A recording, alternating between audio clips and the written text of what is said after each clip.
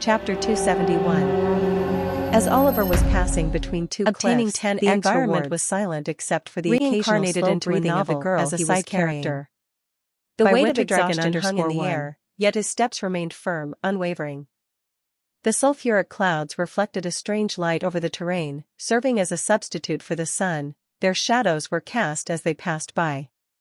The surroundings were eerily quiet. Unnaturally quiet. It was haunting for the winds to be silent and unsettling for the air to be so still. Even the occasional whisper of shifting rock felt deafening in the suffocating stillness.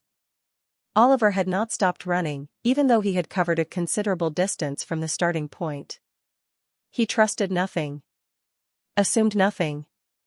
He was cautious and did not dare to underestimate the demons. Just as he was running continuously, a cold prickle ran down his spine. His instincts screamed. Stop. He halted instantly, his body reacting before his mind could process why. He turned around and looked back into the distance. Nothing. It was clear. Too clear. Not a single trace of any individual or demon. Yet. He felt it. His sharp instincts could sense it. Something had just passed by. Something dangerous. Something watching. Something closing in. His gut twisted. Looking around as he ran, his eyes scanned every shadow, every jagged edge of the cliffs. His breathing was steady, but his pulse had quickened. Then, his gaze paused. There. He found what he was looking for. He stopped moving and put the girl down. Teacher, what's wrong? She blinked and asked. They had suddenly stopped, her small hands tightened into fists, a flicker of unease crossing her face. Had they reached their destination? But all she saw around were looming, indifferent cliffs. He didn't answer immediately. Follow me for a moment, Oliver finally said, motioning her to follow him toward a massive rock formation. The girl hesitated. Something about his tone felt final. When they reached the boulder, Oliver went behind it, inspecting its surface with narrowed eyes. His fingers grazed along the uneven rock, feeling for weaknesses. He took a deep breath, curled his fist, and struck. Crack! Crack! Fractures splintered across the stone's surface like veins, deepening as dust and tiny shards broke free. Using controlled force, he broke through just enough to create a hollow space, wide enough to fit a person but small enough to remain hidden. Come here, he called out. She approached, curiosity in her eyes. But beneath that curiosity was worry. This is. I want you to go inside, Oliver said, his voice calm but firm. Unyielding. I'll cover the entrance from the sides. She stiffened. Something about this felt wrong. She looked at him, perplexed. Her stomach churned. Noticing her hesitation, he didn't sugarcoat the truth. Something's coming. His voice was quiet but absolute. A cold certainty lined his words. That's why you need to be in here, for your own safety. And so I can focus properly in case another battle is approaching. No softness. No hesitation. Just cold logic. She knew there was no room for argument. I will follow what teacher says. She nodded, swallowing the lump in her throat. Even if she wanted to protest, she trusted him. Oliver nonchalantly assured her, don't worry too much, it's just a hunch of mine. When I feel things are safe, I'll come pick you up. Until then, stay put. He helped her move into the small space, then pulled a small bag from his side, handing it to her. He took it out from his storage space. He knew she must be starving by now. She was not a proper exorcist like him and was still a normal human. Food. Water. Use them only when necessary. She looked at the bag, then back at him. Are you? He was already moving. Carefully, he arranged the broken pieces of rock, camouflaging her as best as he could. Of course, this setup was nowhere near enough to escape the senses of stronger demons. If they scanned the area with their abilities, they'd find her instantly. Which was why. He raised his hand. A red, dome-shaped barrier rippled outward, encasing the rock in an invisible field of protection. Now, unless she revealed herself, she would remain undetected. Oliver exhaled slowly. It was done. And now? He turned away. His footsteps grew distant. He distanced himself as far away from her as he could. The bait had been set. Underscore underscore underscore underscore underscore underscore underscore underscore underscore underscore underscore underscore underscore underscore. A wide landscape filled with shallow, broken pits stretched before him. An open battlefield. An execution ground. He stopped where he was, looking far with calm eyes. Waiting. Then. Rustle. Rustle. Rustle. The sound shattered the stillness like a whisper of death. It came from nowhere. No warning. No sign. Just something shifting. Moving. Surrounding him. His fingers twitched. "You're here," he murmured. He wasn't speaking to anyone in particular. Or perhaps he was. And the shadows answered. A sharp, feminine voice spoke from behind. "Your senses are indeed sharp for a kid." His muscles tensed. Oliver turned his head slightly. Slowly. Controlled. There she stood. Sarah. Arms folded. Expression unreadable. Her eyes were upturned in amusement. "Are they?" Oliver questioned, his tone deceptively neutral. "Not really," she said, her lips curling.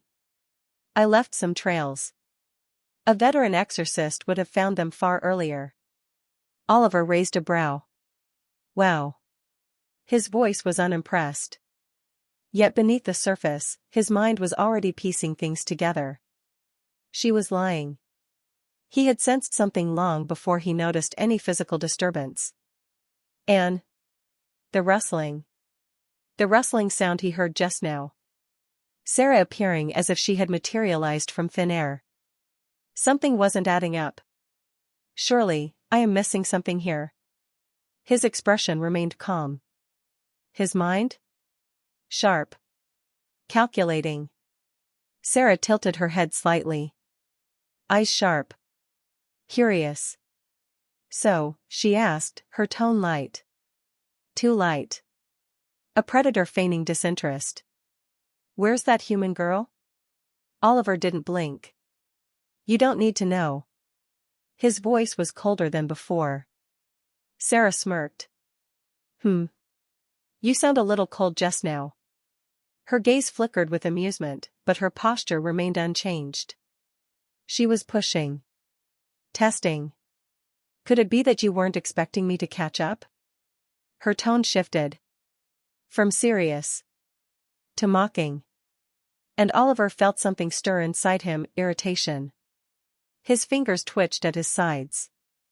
But he pursed his lips. And he said nothing. He would not give her the satisfaction. Chapter 272. Sarah's expression slowly shifted, the playful amusement in her gaze fading into cold detachment. A mask. A carefully worn one, but beneath it, rage burned. Right at this moment, despite her mocking words, despite the smirk curling at her lips, the truth was that she was seething. The earlier incident was still fresh in her memory, that humiliating moment when she had been tricked, led by the nose, caught off guard by a mere boy. And he had escaped. A human child had humiliated her, an inquisitor. Unacceptable. It was a massive dent to her honor, her pride, her very existence. She clenched her jaw. Imagine surrounding a weak chick with a pack of wolves, only for that small chick to outwit the entire pack, making fools of them, leading them in circles as if they were nothing but obedient dogs. Nothing could be more shameful. And yet, it had happened. Reality was cruel. She and her soldiers, an entire force, had failed to capture a single human child. She, along with hundreds of demon soldiers, had failed. Not only that, but they had also suffered heavy losses. It was not just failure, it was disgrace. She could already foresee the chaos that would unfold at headquarters upon their return. The scorn. The whispers. The sneers behind her back. But she would endure it. As long as she got her hands on him. As long as she could drag him back, broken, beaten, and at her mercy. His value had skyrocketed since their last encounter. That mysterious ability to hide things from her perception. That alone was worth risking everything. Now, according to her, it was worth it to mess with those fools at headquarters, as long as she had Oliver and his secrets. And more than that. She could not accept being outdone. She would make him pay. For daring to fool her. For daring to escape. For daring to think he could hurt her. This time. She would break him. This time, there were no loose ends, no oversights, only inevitability. She was prepared to crush him, even if it meant beating him half to death first. There was a moment of silence between them, broken only by the occasional gust of wind. Then. Boom. A sharp crack split the air. Sarah was gone. Oliver barely had time to process before. A glint of silver, then a blur, slicing through the air with lethal precision. She was already upon him. Faster. More aggressive. This time, she was done holding back. Not because she wanted to show him her real strength, but because she could no longer afford to be careless. Not with him. Not anymore. Some damage could be tolerated. A broken body could still be interrogated. But first. She would tear him apart. Her claws slashed forward, a vicious arc, unforgiving, razor-sharp. But Oliver had seen this before. He stepped back, dodging. Only for her trajectory to shift mid-swing. A bait. The real attack followed half a breath later, lower, aimed at his ribs. And then. Oliver moved. A strange flicker of his hands. Just when her sharp and dangerous claws were about to tear Oliver apart, he made a strange gesture, a strange sign with his hands. Rupture. Icicles. A barrage of them materialized from nowhere, their crystalline edges glinting with deadly intent as they hurtled toward her. Multiple sharp icicles ruthlessly were formed and shot towards the incoming demonic woman. Bang! Sarah gritted her teeth, skidding backward as the projectiles struck. She swung her claws wildly, too fast, too hard, and the ice shattered like fragile glass. But the force was excessive, throwing her slightly off balance. A mistake. A tiny, fleeting mistake. But Oliver saw it. But she did not stop. A fiery blade materialized in her grip, shimmering with a dark, hungry aura. Heat rolled off the blade in suffocating waves. The acrid scent of burning metal stung her nose. One swing. A searing wave of heat erupted. The remaining icicles floating in the air melted instantly. And then. Tap tap tap. She walked. Slow. Deliberate. Then. A blur. She was upon him again, sword slicing in a perfect horizontal arc. Oliver twisted his body at the last second, barely dodging the fiery edge.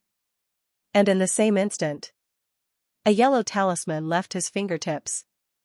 Swish. Sarah leaped backward just before the talisman struck.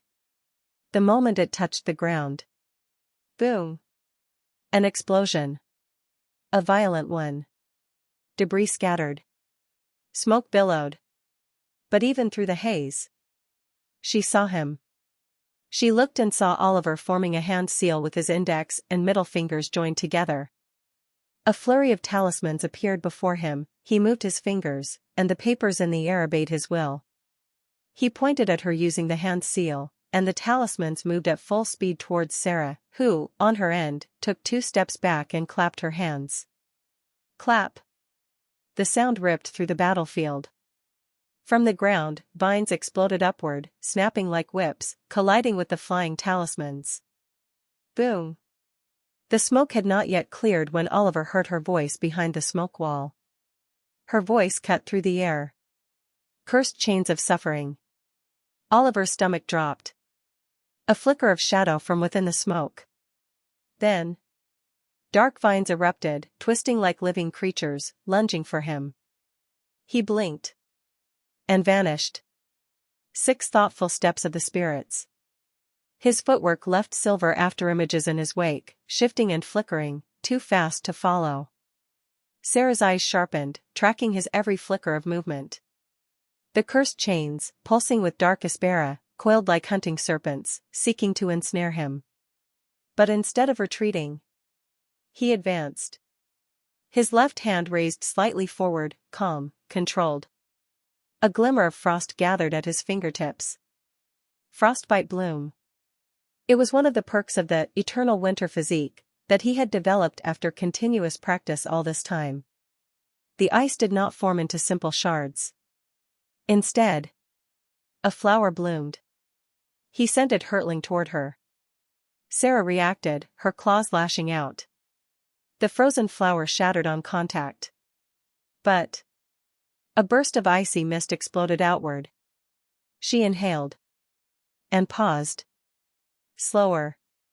It was subtle, a brief lag in movement. The freezing mist had special properties. But Oliver saw it. The opening. He took it and launched fast attacks. But Sarah. She was not so easily slowed. Her demonic sword shifted. A flicker. And then, she was in front of him. Her blade moved strangely. Each strike, a delayed afterimage followed. Not one attack, but 2. Each of her slashes had a delayed afterimage of the same attack that followed a split second later, forcing him to dodge twice for every attack. Each time he dodged, another identical strike followed half a second later. It was a special weapon technique that Sarah had learned. Oliver gritted his teeth. A nightmare to evade, evident by the constant wounds appearing on his skin. His footwork blurred, 6 thoughtful steps of the spirits. He managed to create some distance. Sarah paused. She exhaled. Huh. You think only you know movement techniques? Her lips curled in a wicked manner. Dark aspera surged around her. Her smirk widened. And then, she vanished. Chapter 273. She smiled wickedly, her lips curling with a predator's delight, a glint of amusement flashing in her crimson eyes. Shadow rift step. Sarah stepped forward and, in almost no time, appeared before him. Oliver's hair stood on end as a cold shiver ran down his spine. His breath hitched, his body already knowing the danger before his mind caught up. His body tensed, but before he could even react. Thud. A strong and powerful kick slammed into his stomach. Cough, ugh. He barely registered the impact before he was sent flying. The world spun as he crashed against the ground, rolling several times before coming to a halt. Pain exploded in his ribs. He gasped, hands pressing against the dirt as he forced himself upright. Across the battlefield, Sarah stood, her form outlined against the darkened sky. She hadn't moved. She was waiting. Mocking him. Oliver wiped the blood from the corner of his mouth, his deep frown darkening. He couldn't keep up. Not at that speed. He knew it for sure. Then, a flicker of purple light danced across his pupils. Cosmic void gaze. A strange light flashed through his eyes discreetly as Sarah moved once again, but the situation was different this time. This time Oliver could see it, see the way her form flickered, how the dark aspera seemed to ripple around her. The movement technique she was utilizing wasn't just speed, it was something else entirely. Instead of simply dashing forward, her body melted into the darkness beneath her feet, like ink dissolving in water, before emerging seamlessly a few feet ahead. There was no flicker, no blur of movement. One moment she was there, the next, she had reformed somewhere else. It wasn't teleportation. It was fluid displacement. This technique seemed quite useful as it allowed her to reposition mid-attack without traditional movement. A spear materialized in his grip as she moved closer and closer to him. The moment her foot touched the ground. Bang! Bang! Clash! Her fiery sword sliced through the air, but this time Oliver met each attack flawlessly. Sarah's expression changed after a moment of strikes, her earlier amusement turned into an expression of wide disbelief. How? All of her strikes were perfectly met by the boy with his spear. How is this possible?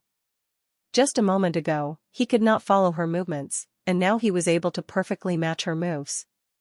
Was she crazy enough to believe that he adapted in that split second to her footwork technique? Impossible. She had mastered a grand demonic hall technique, one so high-ranked that even elite demons were rarely permitted to learn it. Even among demons, it was not a well-known movement technique. There was no way, no possible way, that a mere human could see it once and adapt to it. Yet. He had. Had she underestimated him? No, that was impossible. Oliver's eyes were focused, his pupils, shimmering with a faint purple light, were scanning everything in the surroundings at an insane speed. He was tracking every minuscule shift in her stance. Rhythmic counter. That was what he had used just before. Using cosmic void gaze, he wasn't just watching her technique. He was learning it. Every movement. Every adjustment. It allowed him to perfectly time his parries with Sarah's attacks. He subtly redirected her momentum, making it harder for her to fully commit to her strikes. Every attack she made, he matched it. A thin trickle of sweat slid down her temple. Her strikes, once swift and overwhelming, were now missing their full impact. You little bastard. Sarah showed her pearl-white teeth in a snarl, her sharp canines catching the light as she looked at Oliver as if she were looking at some sort of relic in a museum. Her eyes were filled with fascination.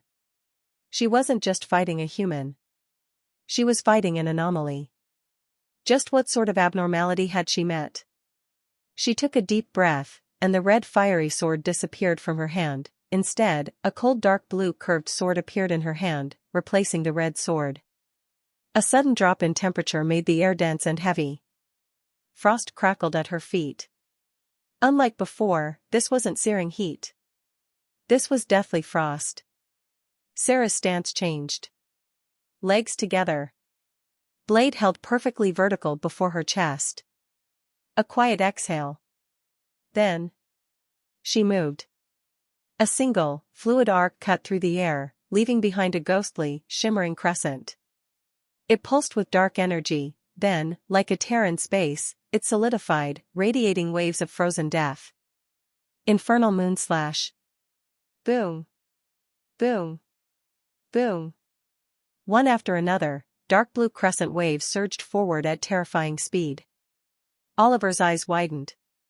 Too fast. He rolled sideways, barely dodging the first crescent wave. But then. More kept coming. His legs burned, his breath came in ragged gasps, and panic was taking root at the edges of his mind.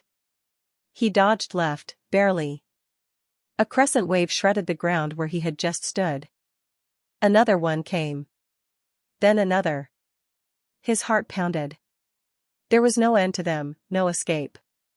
He had to remain calm, he kept reminding himself every second. Being panicked was the worst thing to do on a battlefield.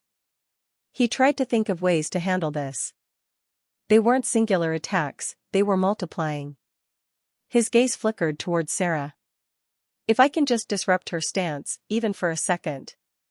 She wasn't even looking at him. She didn't have to. The mark in the air. That was what was attacking him. A glowing, fixed crescent wound in space, continuously launching strikes at him. TCH. Oliver dodged again, but the ground exploded beside him. The energy waves didn't stop. This wasn't just a technique. This was a battle formation in itself. Those crescent waves were destructive and filled with dark aspera, the sheer force behind each blast sent tremors through the ground. One shot, and he would be injured badly. What a dangerous technique. He gritted his teeth, rolling again as another explosion sent dust flying. He had no time to counterattack. It was relentless.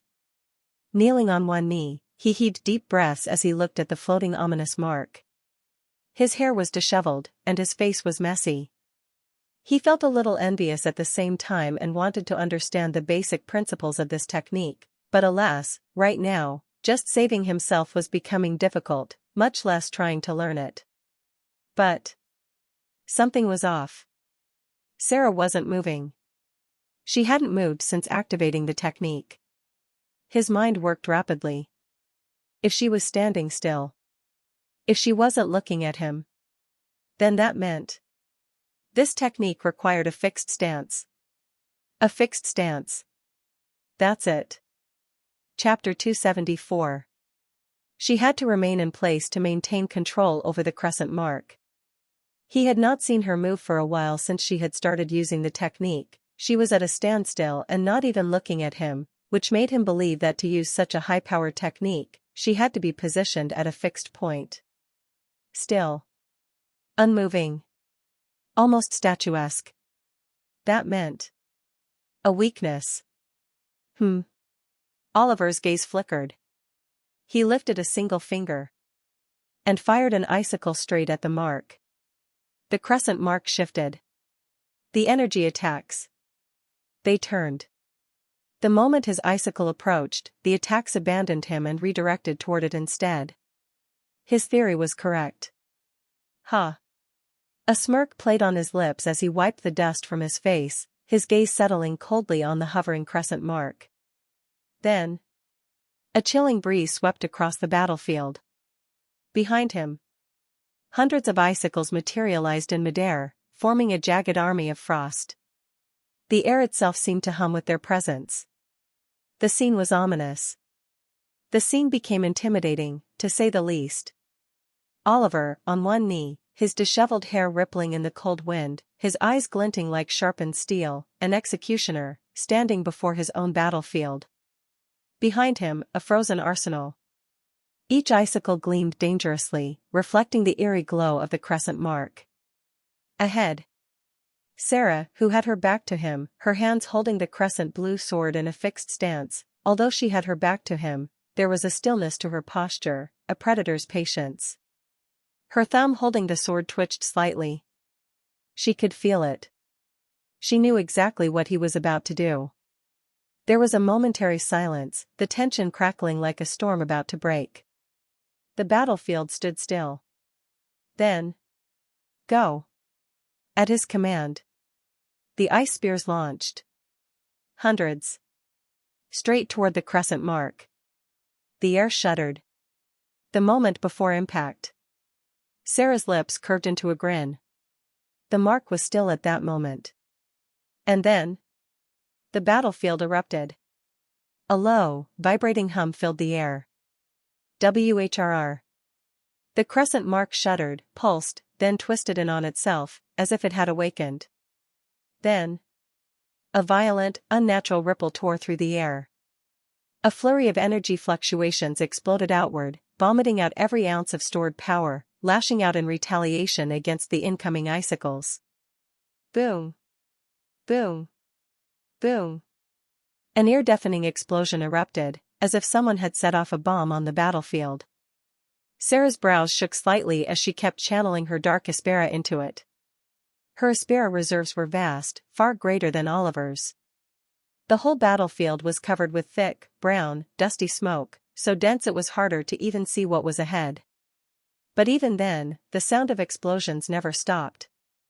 Boom after boom, shockwaves pulsed through the battlefield, shaking the ground beneath them. It kept going, as if both parties knew where the other was through their perception.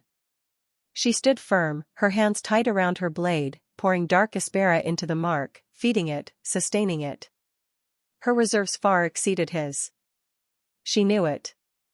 Oliver knew it. She could outlast him. And yet, why?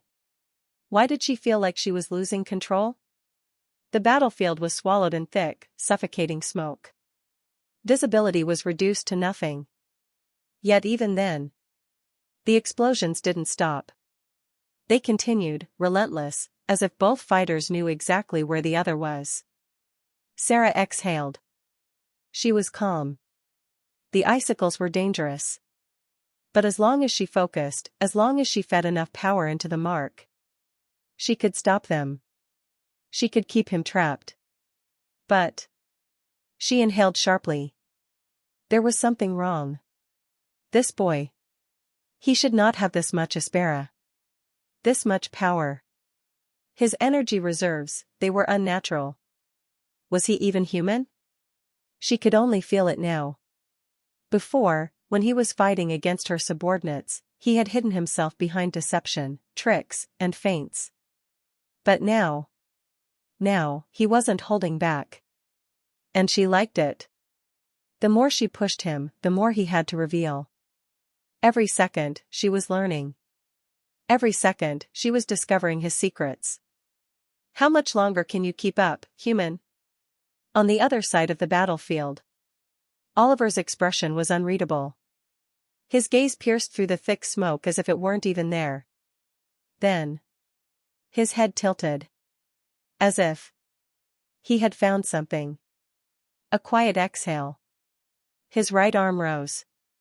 His fingers curled. Then, he swung his palm lightly toward a certain direction. And space trembled. The very air warped. A thin, ominous red line cut through reality itself. Like a silent executioner's blade. It snapped into existence. Then vanished. An instant later. Click. Before anyone could process what was happening, the crescent moon mark in the air was split, cleaved in two so smoothly it was as if reality itself had been rewritten. Sliced in half. Perfectly.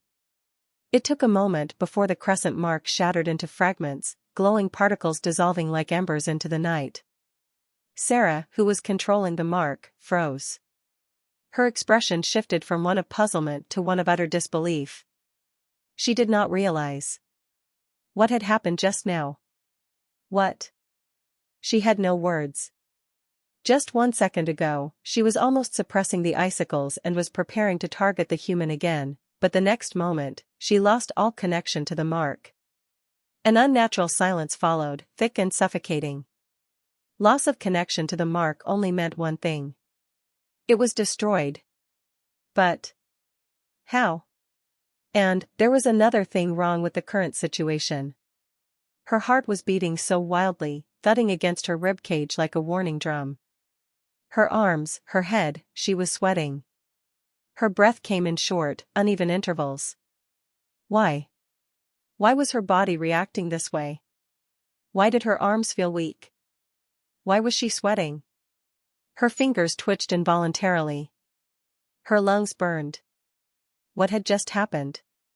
Her instinct screamed. You almost died. No.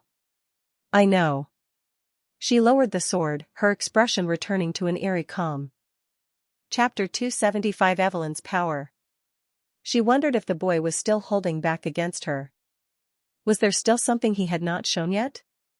Something lurking beneath the surface, waiting for the right moment to strike? Something that could threaten her very life?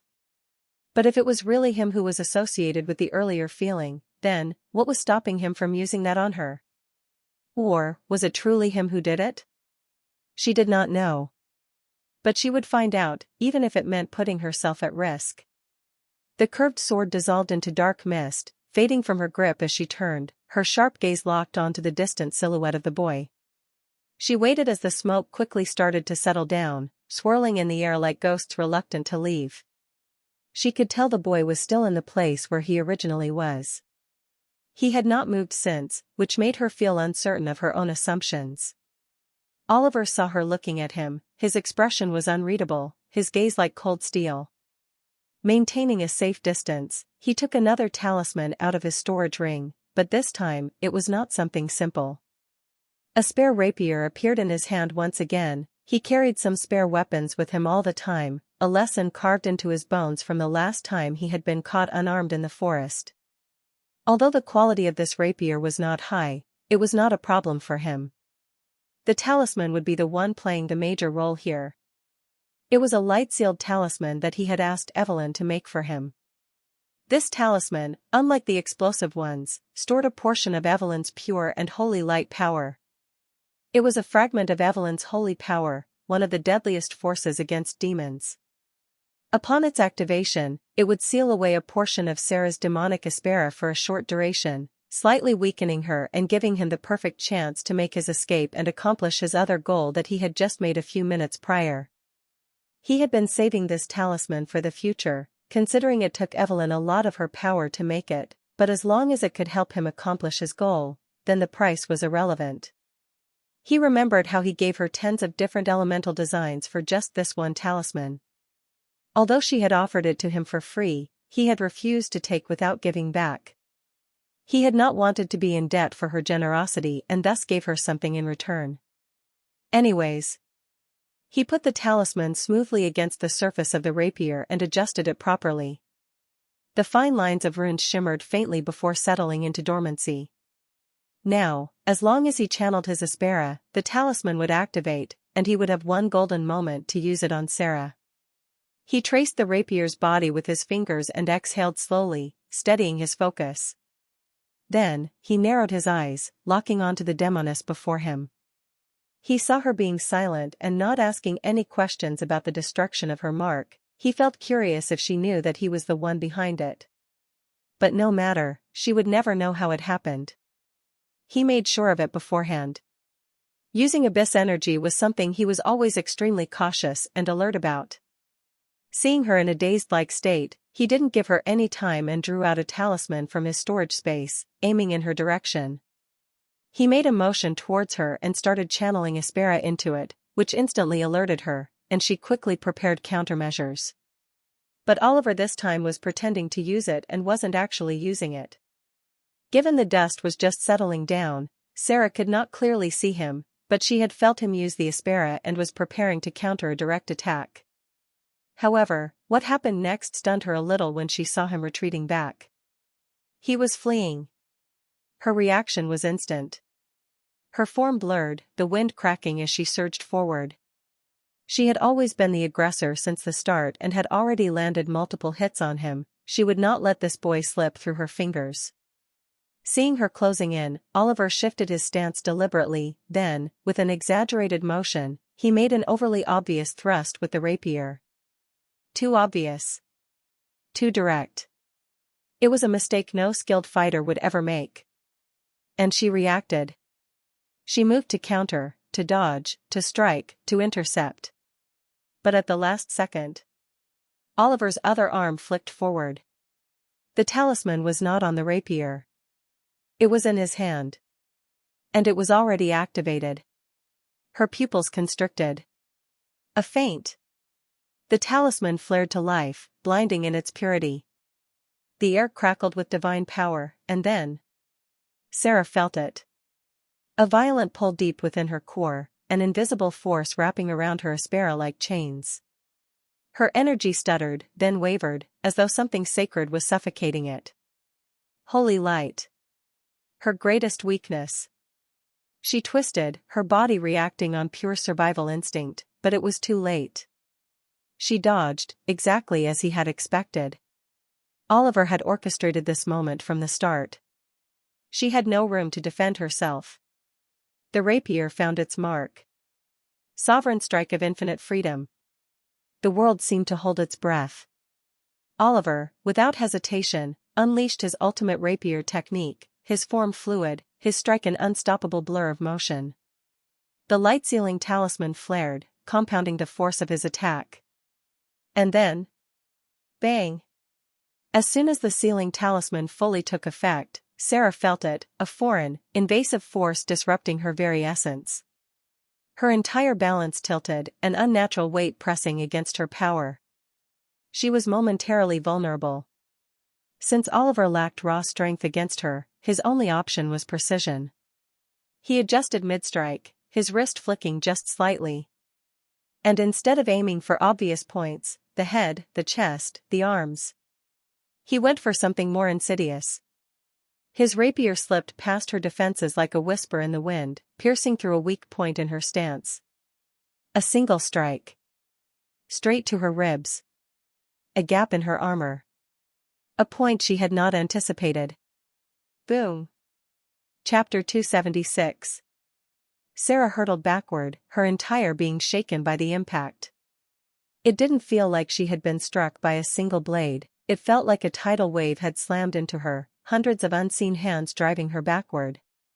The air trembled. The battlefield itself seemed to recoil. She crashed through the air, the force rippling outward in violent shockwaves.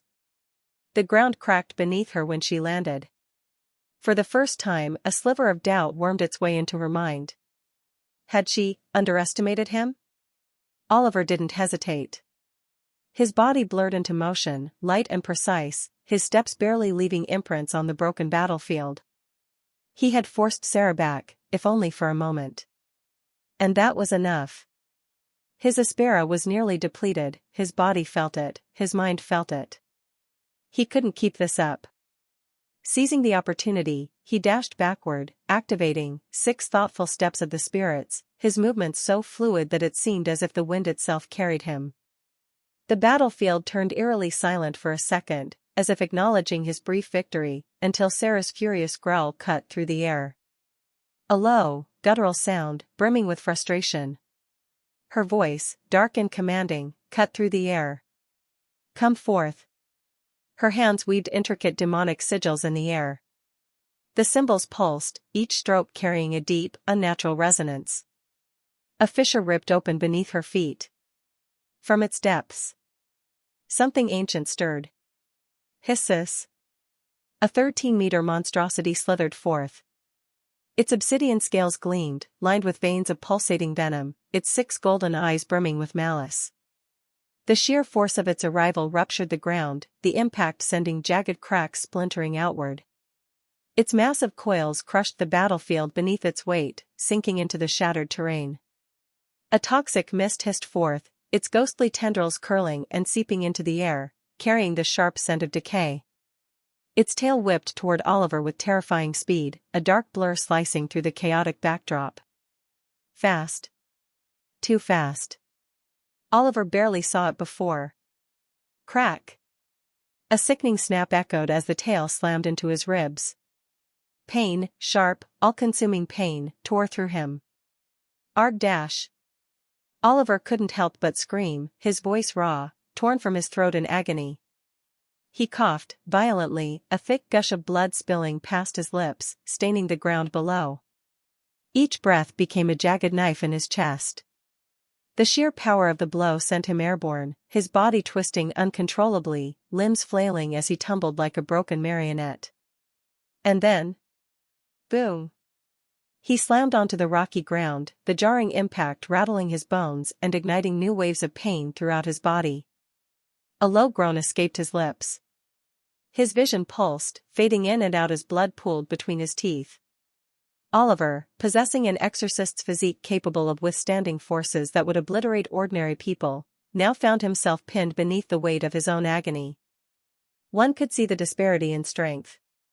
Even when fighting Sarah, someone a rank above him, he had not been wounded this badly, yet a single strike from this monster had nearly broken him. Dazed and gasping, he fought to push himself up, his vision warped, swimming in and out of darkness. His head buzzed, a relentless ringing in his ears. His tongue felt thick, his saliva heavy with the metallic taste of blood. Slither! Slither! A shadow loomed. The serpent moved. And then, boom! It disappeared. Only to re-emerge, beneath him. Ugh! Oliver's eyes widened.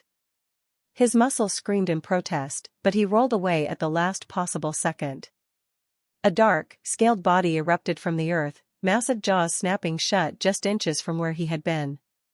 His heart pounded violently. Too close. He had nearly been eaten alive. The serpent hissed. Hiss.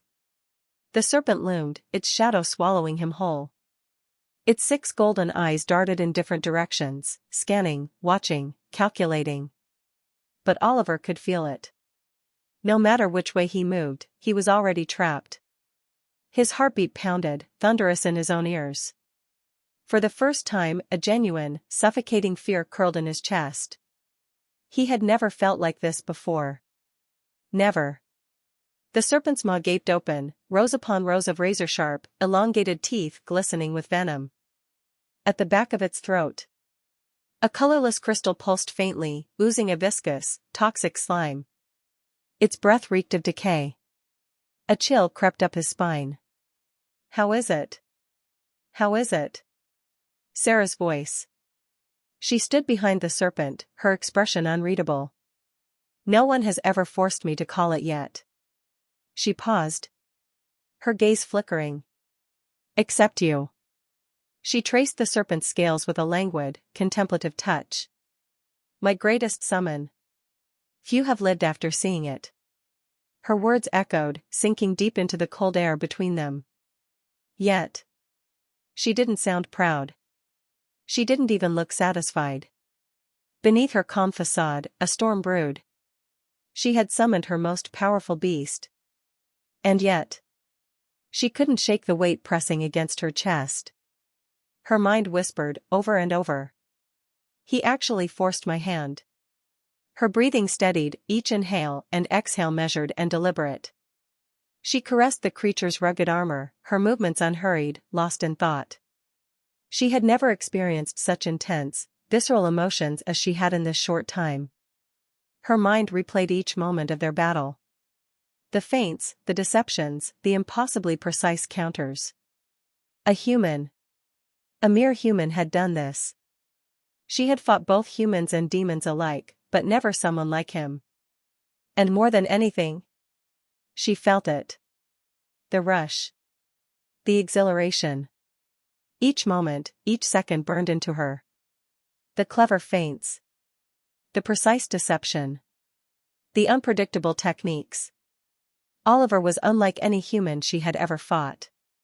She exhaled slowly. Had they been equals in strength? Would she have already lost? A strange thought crept into her mind. Was it a pity that they were not? No. She shook the thought away. It didn't matter. It was fate. She was stronger, and thus she won.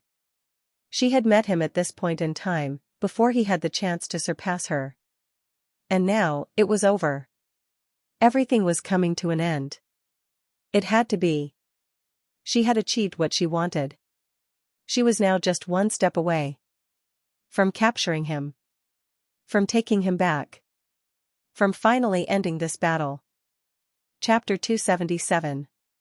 The serpent beside her, it was also a part of her power, it was not unfair. Even if it was, she did not care, only those who survived were the strongest. But had I always been such a survivalist thinker? Sarah pondered deeply.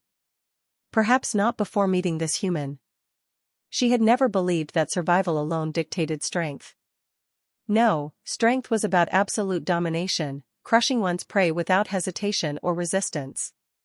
She always believed that the strongest were those who dominated their prey one-sidedly without being forced or threatened. But now, she found herself questioning that certainty. Her gaze drifted down to the broken human boy before her. "It's over now." Her voice was quiet, but a hint of something final was present in it. "In the end, this was what you amounted to." Her fingers twitched. A strange unease settled in her chest. "After I take your secrets, I will be stronger than ever before." Sarah consoled herself internally, reminding herself that once this was over, she would reach higher levels. She repeated the thought, but for some reason, it no longer brought her satisfaction. Oliver exhaled. His fingers curled into the dirt beneath him. He had no choice. He had been hoping, desperately, that it wouldn't come down to this. But his gaze locked onto the beast before him, that being of venom and destruction. He knew. He could not take it anymore. There was no other choice. The whisper was barely audible. Yet. Sarah jerked slightly. Her previously calm heart lurched, pounding wildly against her ribs. "What? What did you say?" Her breath hitched. She stared at the bloodied boy, lying motionless, and yet she couldn't blink. She couldn't look away. Her body refused. Her heart pounded, anticipating something from the boy who should be close to death. The serpent beside her stirred, sensing its master's turmoil. Its 6 glowing, predatory eyes locked onto Oliver. A hiss, low, ominous, reverberated across the battlefield. Then, the serpent lunged, ready to tear him apart. A blur of obsidian scales, venom laced in its fangs, surging forward like a falling star. Sarah realized belatedly that her emotions were unstable, affecting her bond. Before she could stop, the serpent had already closed in on the human. Sarah blinked. Too late. The serpent was already upon him. Oliver exhaled. His fingers tightened, a spark of something unnatural and disturbing flashed. Despite the howling winds. Despite the hiss of the serpent. Despite the shaking earth. The world around him fell into silence.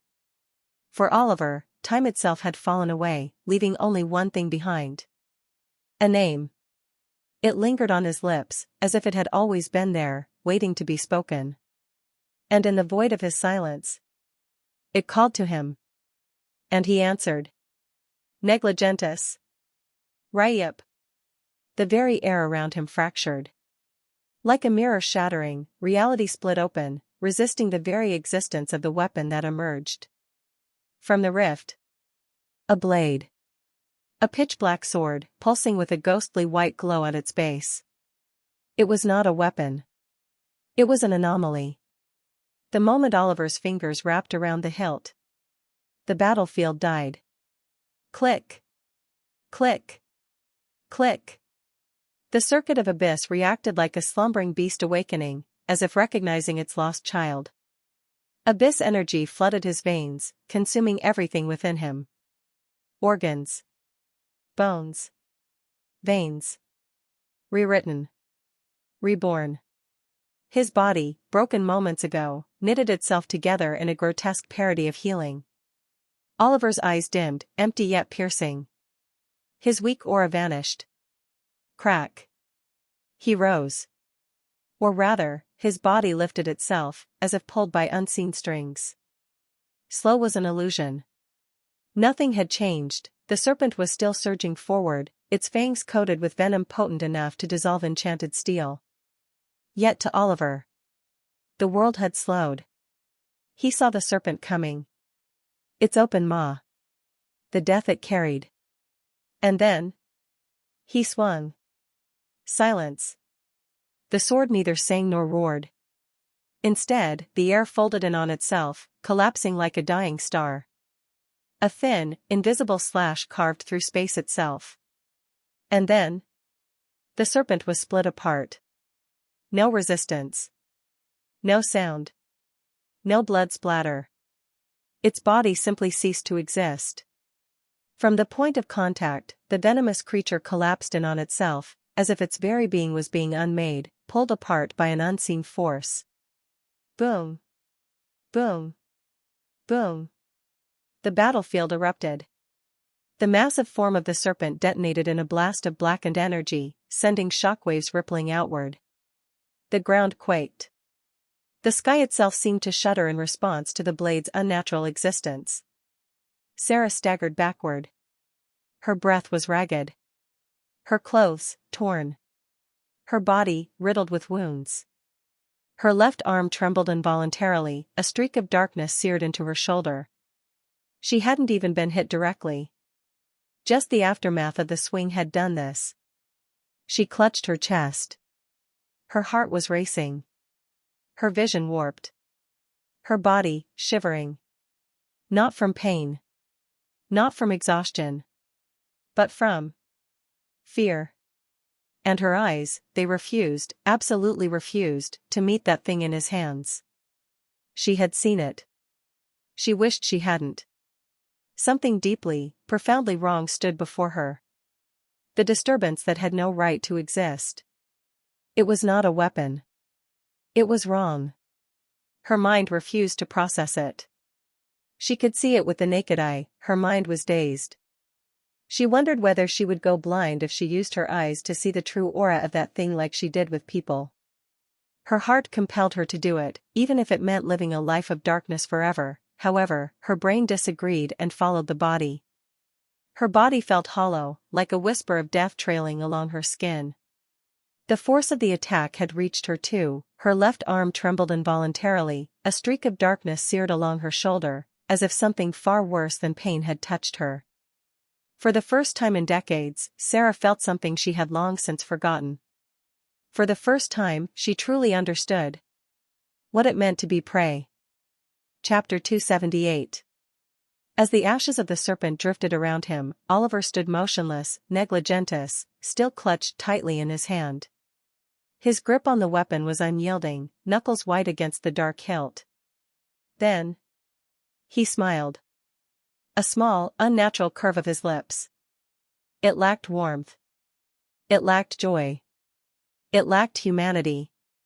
It was wrong. Sarah's stomach churned violently, a twisting sickness unfurling in her gut. His eyes. No longer sharp, no longer calculating. But something else entirely. An eerie gleam. Something dark. Something that should not be. Her breath hitched. To anyone else, it was a slight, subtle smirk. But to her, it wasn't a smile at all. It was the grin of a devil. One that had already claimed her soul. Her blood turned cold. Her body, motionless. It was as if she had frozen on the spot, paralyzed not by choice but by something deeper, something primal. She was rooted in fear? She? An inquisitor? Impossible. And yet, her body refused to move. As if every cell in her being had come to the same silent conclusion. If you move, you die. It wasn't hesitation. It wasn't willpower failing. It was pure, unfiltered instinct. A desperate attempt to play dead before an apex predator. And yet, he was already gone. Just before she could realize it, a cold, fear-inducing sound came from behind her. Soft. Unassuming. Yet it shattered the silence like a gunshot in her ears. Tap. Her lungs seized. The sound of a footstep, just behind her. She did not turn. She dared not turn. She already knew who it was. He had bypassed everything. Her perception. Her senses. Reality itself had seemed to bend, one moment he was there, the next, he was behind her. A hand touched her shoulder. Cold. So unbearably cold. Not like ice, but like the void itself, an absence of warmth, of life, of existence. Her heart clenched violently, as if unseen fingers had wrapped around it. Was this her end? She closed her eyes. She would be lying if she said she was not scared, but her body was too stiff for her to even react slightly. Her mind was no longer working, as if it had also accepted the unseen fate. It was blank. No thoughts. No instincts. Just acceptance. As if fate had already been sealed. Her life unraveled before her, a flickering sequence of moments, memories slipping through her fingers. And in that final glimpse of what she had been, one regret rose above all. In the end, I still could not meet the death witch again.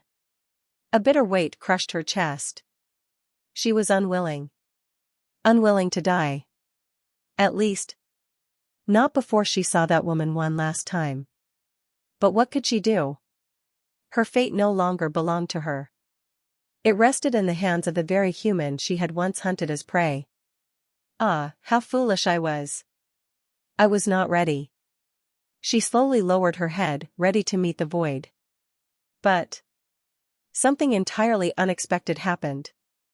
The feeling of the hand on her shoulder disappeared. The hand was gone. The suffocating presence disappeared. The air grew still, eerily empty, her eyes snapped open, wide with disbelief. She gritted her teeth, forcing herself to move.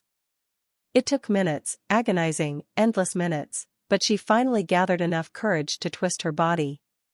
She slowly tried to look behind her. Nothing. No one. There was nothing behind, neither the devil of a human nor the remains of her summoned serpent. It was all clear, absolutely clear. She looked around slowly, her eyes scanning over the entire battlefield. Apart from the debris from their previous fight, there was nothing present. No trace of the devil of a human boy. He was not there. He was gone. Entirely. Her legs gave out. Thud. Her body slumped down to the ground, her legs feeling mushy. The world was spinning around her as she fell to the ground, her hair rolling in the dust as her head touched the ground. Ha. Ha. Ha ha ha ha ha. She laughed, her laughter growing louder and louder with each passing second. It became so loud that it was no longer distinguishable whether she was laughing, crying, or screaming. Only her shrill voice remained in that barren place. Elsewhere, in the vast abyss of space, a lone figure floated in silent contemplation. His white skin gleamed under the cosmic glow, his blue hair flowing like mist. He had an impeccable sense of fashion, his bizarre clothing both regal and alien. A thick tail swayed behind him, an amphibian. Then, his eyes snapped open. Not one. Not two. But 4 pupils. Each eye held 2 glowing white pupils, locked within deep, narrow sockets. His gaze was as if he could see through time itself. He spoke. What was that sword intent? His deep voice rumbled through the void as he lifted his head, staring in a particular direction. His expression darkened. To make my sword react after eons of wait, has someone worthy finally appeared?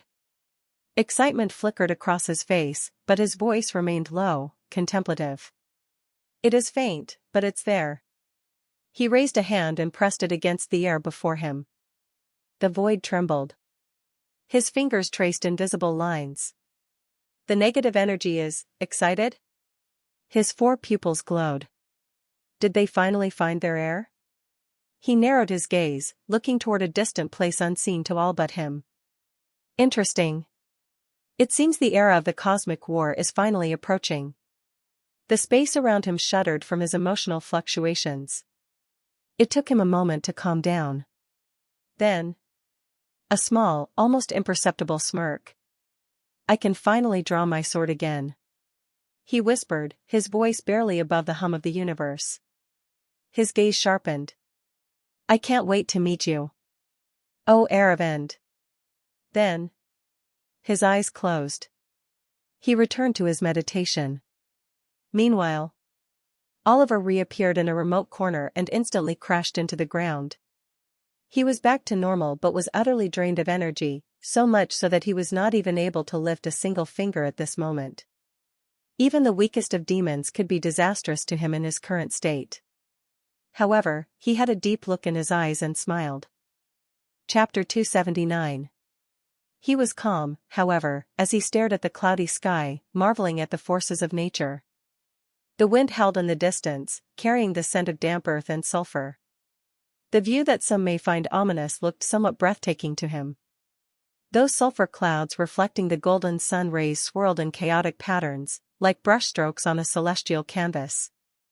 It made him feel excited.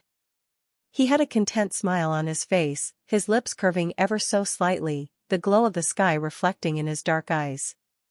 Despite the fact that he had not exorcised Sarah, he did not regret his decision one bit. In fact, he was overjoyed for letting her live. Why? It was simple.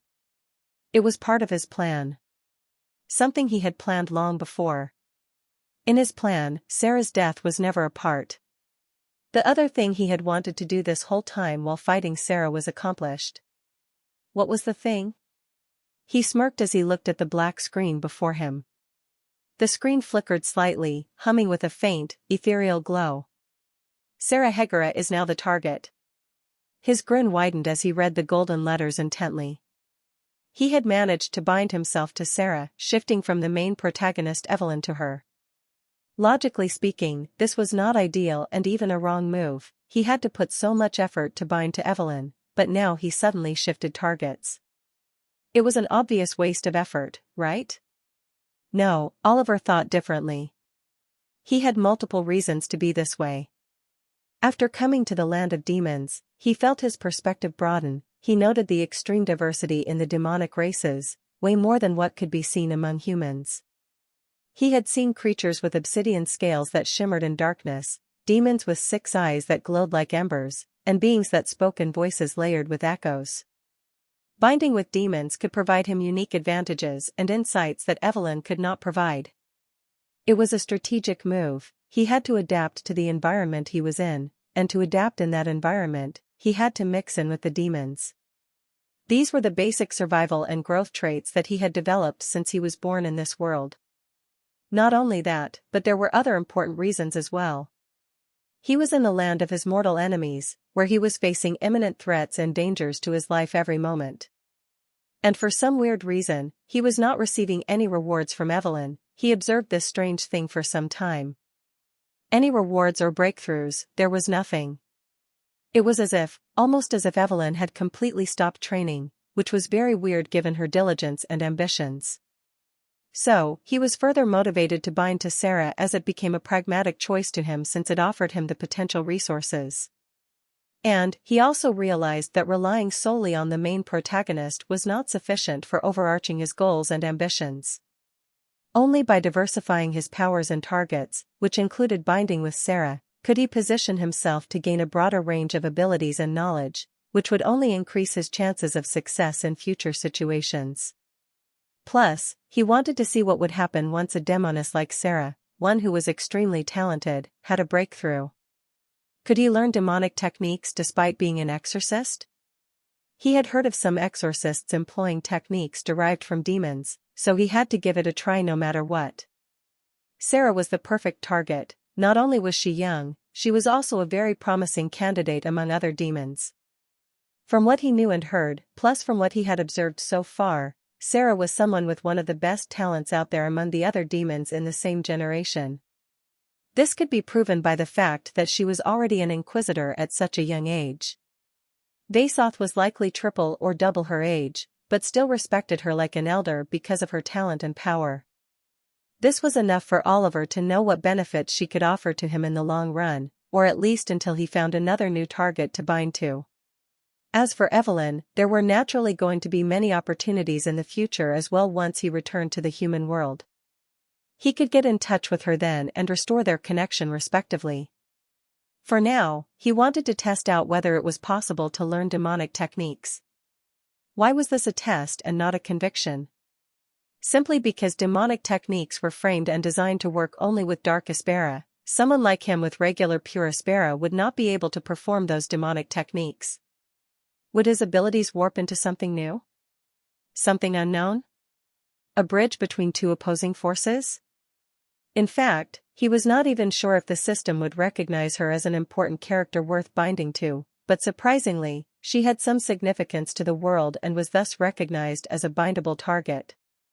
Although, he could not remember what was her role in the original story. I am so tired. Oliver yawned and buried his face in the ground. The rough, cracked earth pressed against his skin, still warm from the day's heat. He could feel grains of dust clinging to his cheek. Damn, this is so rough. I want to lie in a soft, cushiony bed. I miss my comfy courtyard. He felt a little distressed as he remembered the life of luxury and comfort at the clan. Despite being treated as non-existent since his birth, his life was nothing lacking. They provided him with comfort that many ordinary people might never experience. His clan was truly rich after all. They did not lack resources, given how they could waste a lot of elixirs. Even now, the memory of silk sheets and the scent of fresh lotus incense made his muscles ache with longing. What might be happening there right now? Oliver wondered. Chapter 280. What might be going on there now? I think everyone should be aware by now that I have gone missing, and if I am right, then the clan must also have dispatched search forces to find me. Too bad, they would never expect me to be in the demon territories. He shook his head as he lamented, exhaling slowly as his fingers traced absent patterns in the dirt beneath him. Well, the clan guardian might know about my location. She did have some close diviners to her. She might even appear next to me if she wanted to. Haha. Oliver guessed that she felt it was unneeded and not worth exposing herself to him so early on, that's why she hadn't come yet. A breeze swept through the barren landscape, carrying the faint scent of charred wood and something metallic, blood, perhaps. He ignored it. Nadia should be under training too. His brows furrowed slightly. He felt a little regretful for not being able to be present there for her. Ophelia might be working on suppressing her emotions. Well, leaving that aside, I did get some decent gains this time. He recalled the giant serpent that almost devoured him. Sarah did not see the serpent's corpse because Oliver had taken it with him before leaving there. The reason was obvious. I want to eat its heart. His eyes were full of desire and hunger, his fingers twitching slightly as he imagined the sensation of sinking his teeth into its dense, pulsating core. The thought unsettled him, but only for a moment. Something he could have never imagined doing before. Maybe even he did not realize this change in himself, this creeping, insidious shift in his instincts. The feeling of wanting to consume the heart as if it was some sort of delicacy, as if it was his favorite dish out there. He quickly wiped off the traces of drool escaping his lips in time. Shaking his head, he reasoned with himself, not here, I need a safer and more isolated place to properly consume it. He knew that the heart of such a powerful monster would hold immense power and energy, he may need a lot of time digesting it fully at his current level.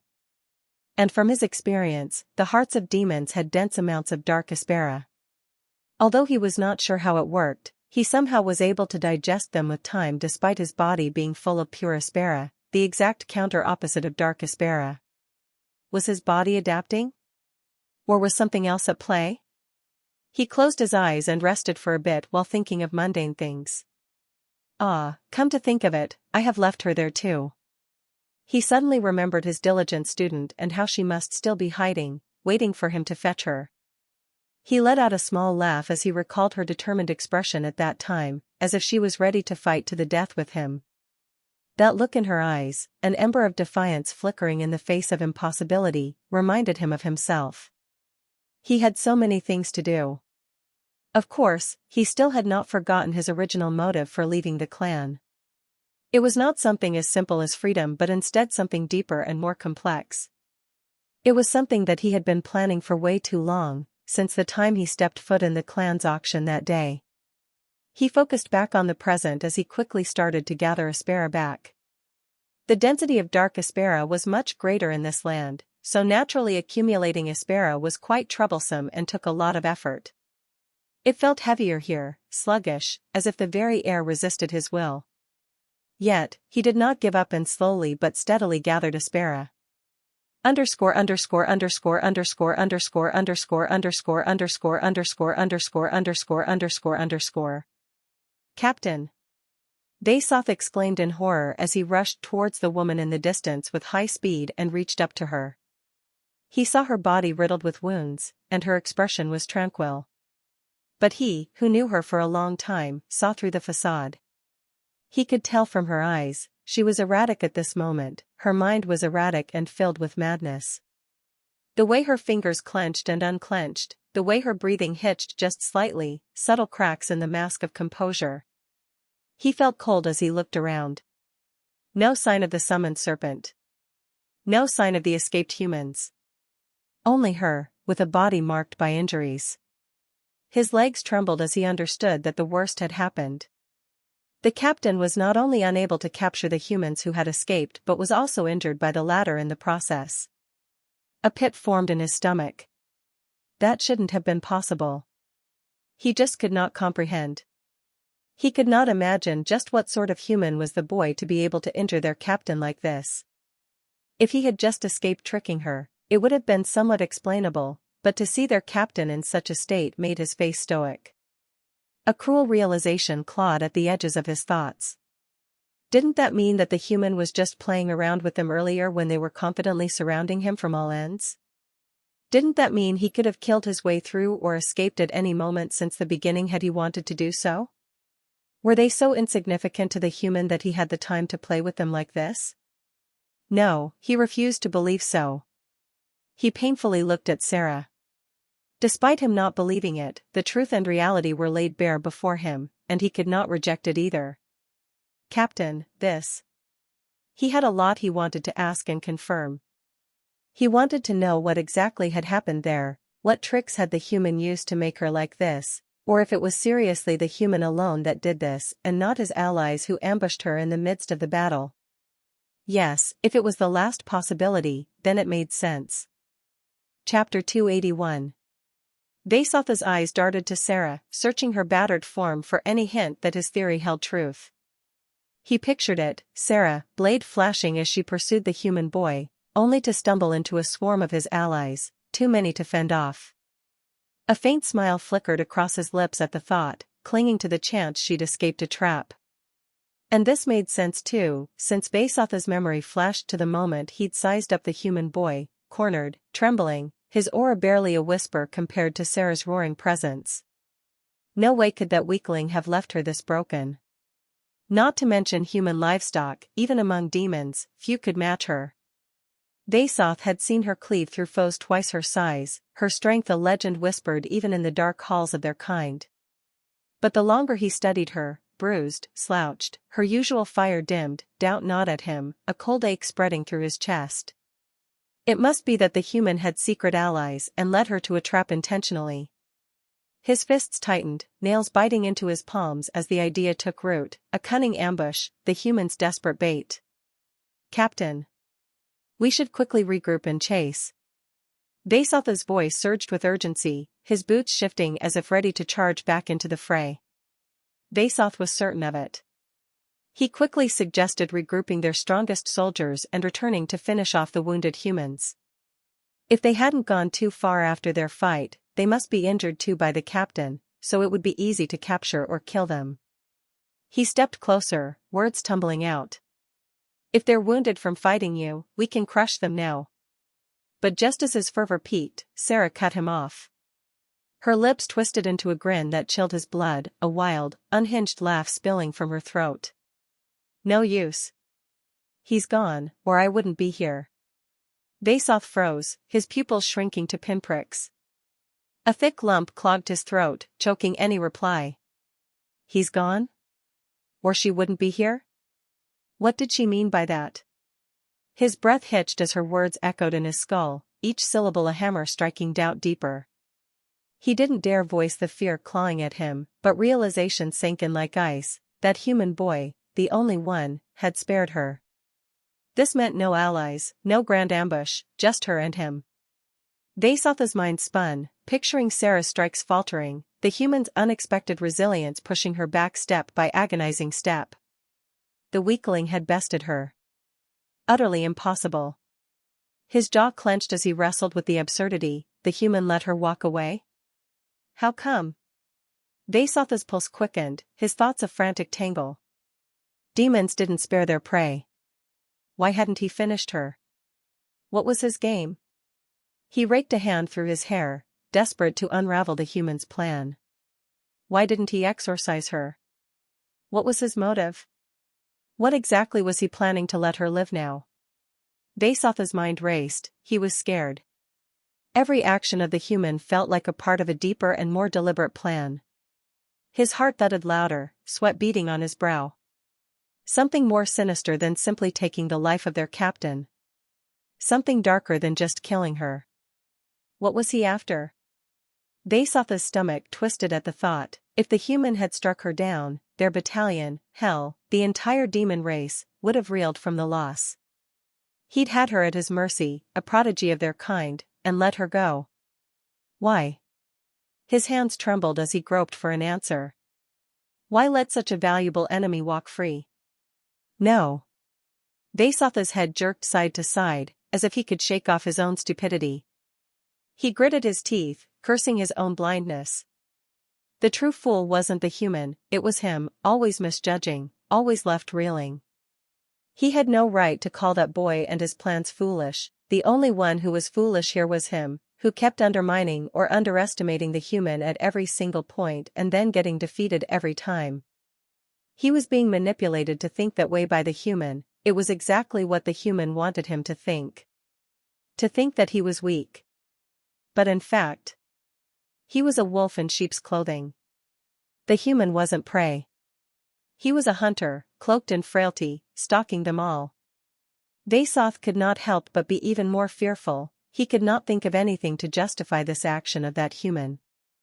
The action of letting Sarah live made no sense to him no matter what he thought about.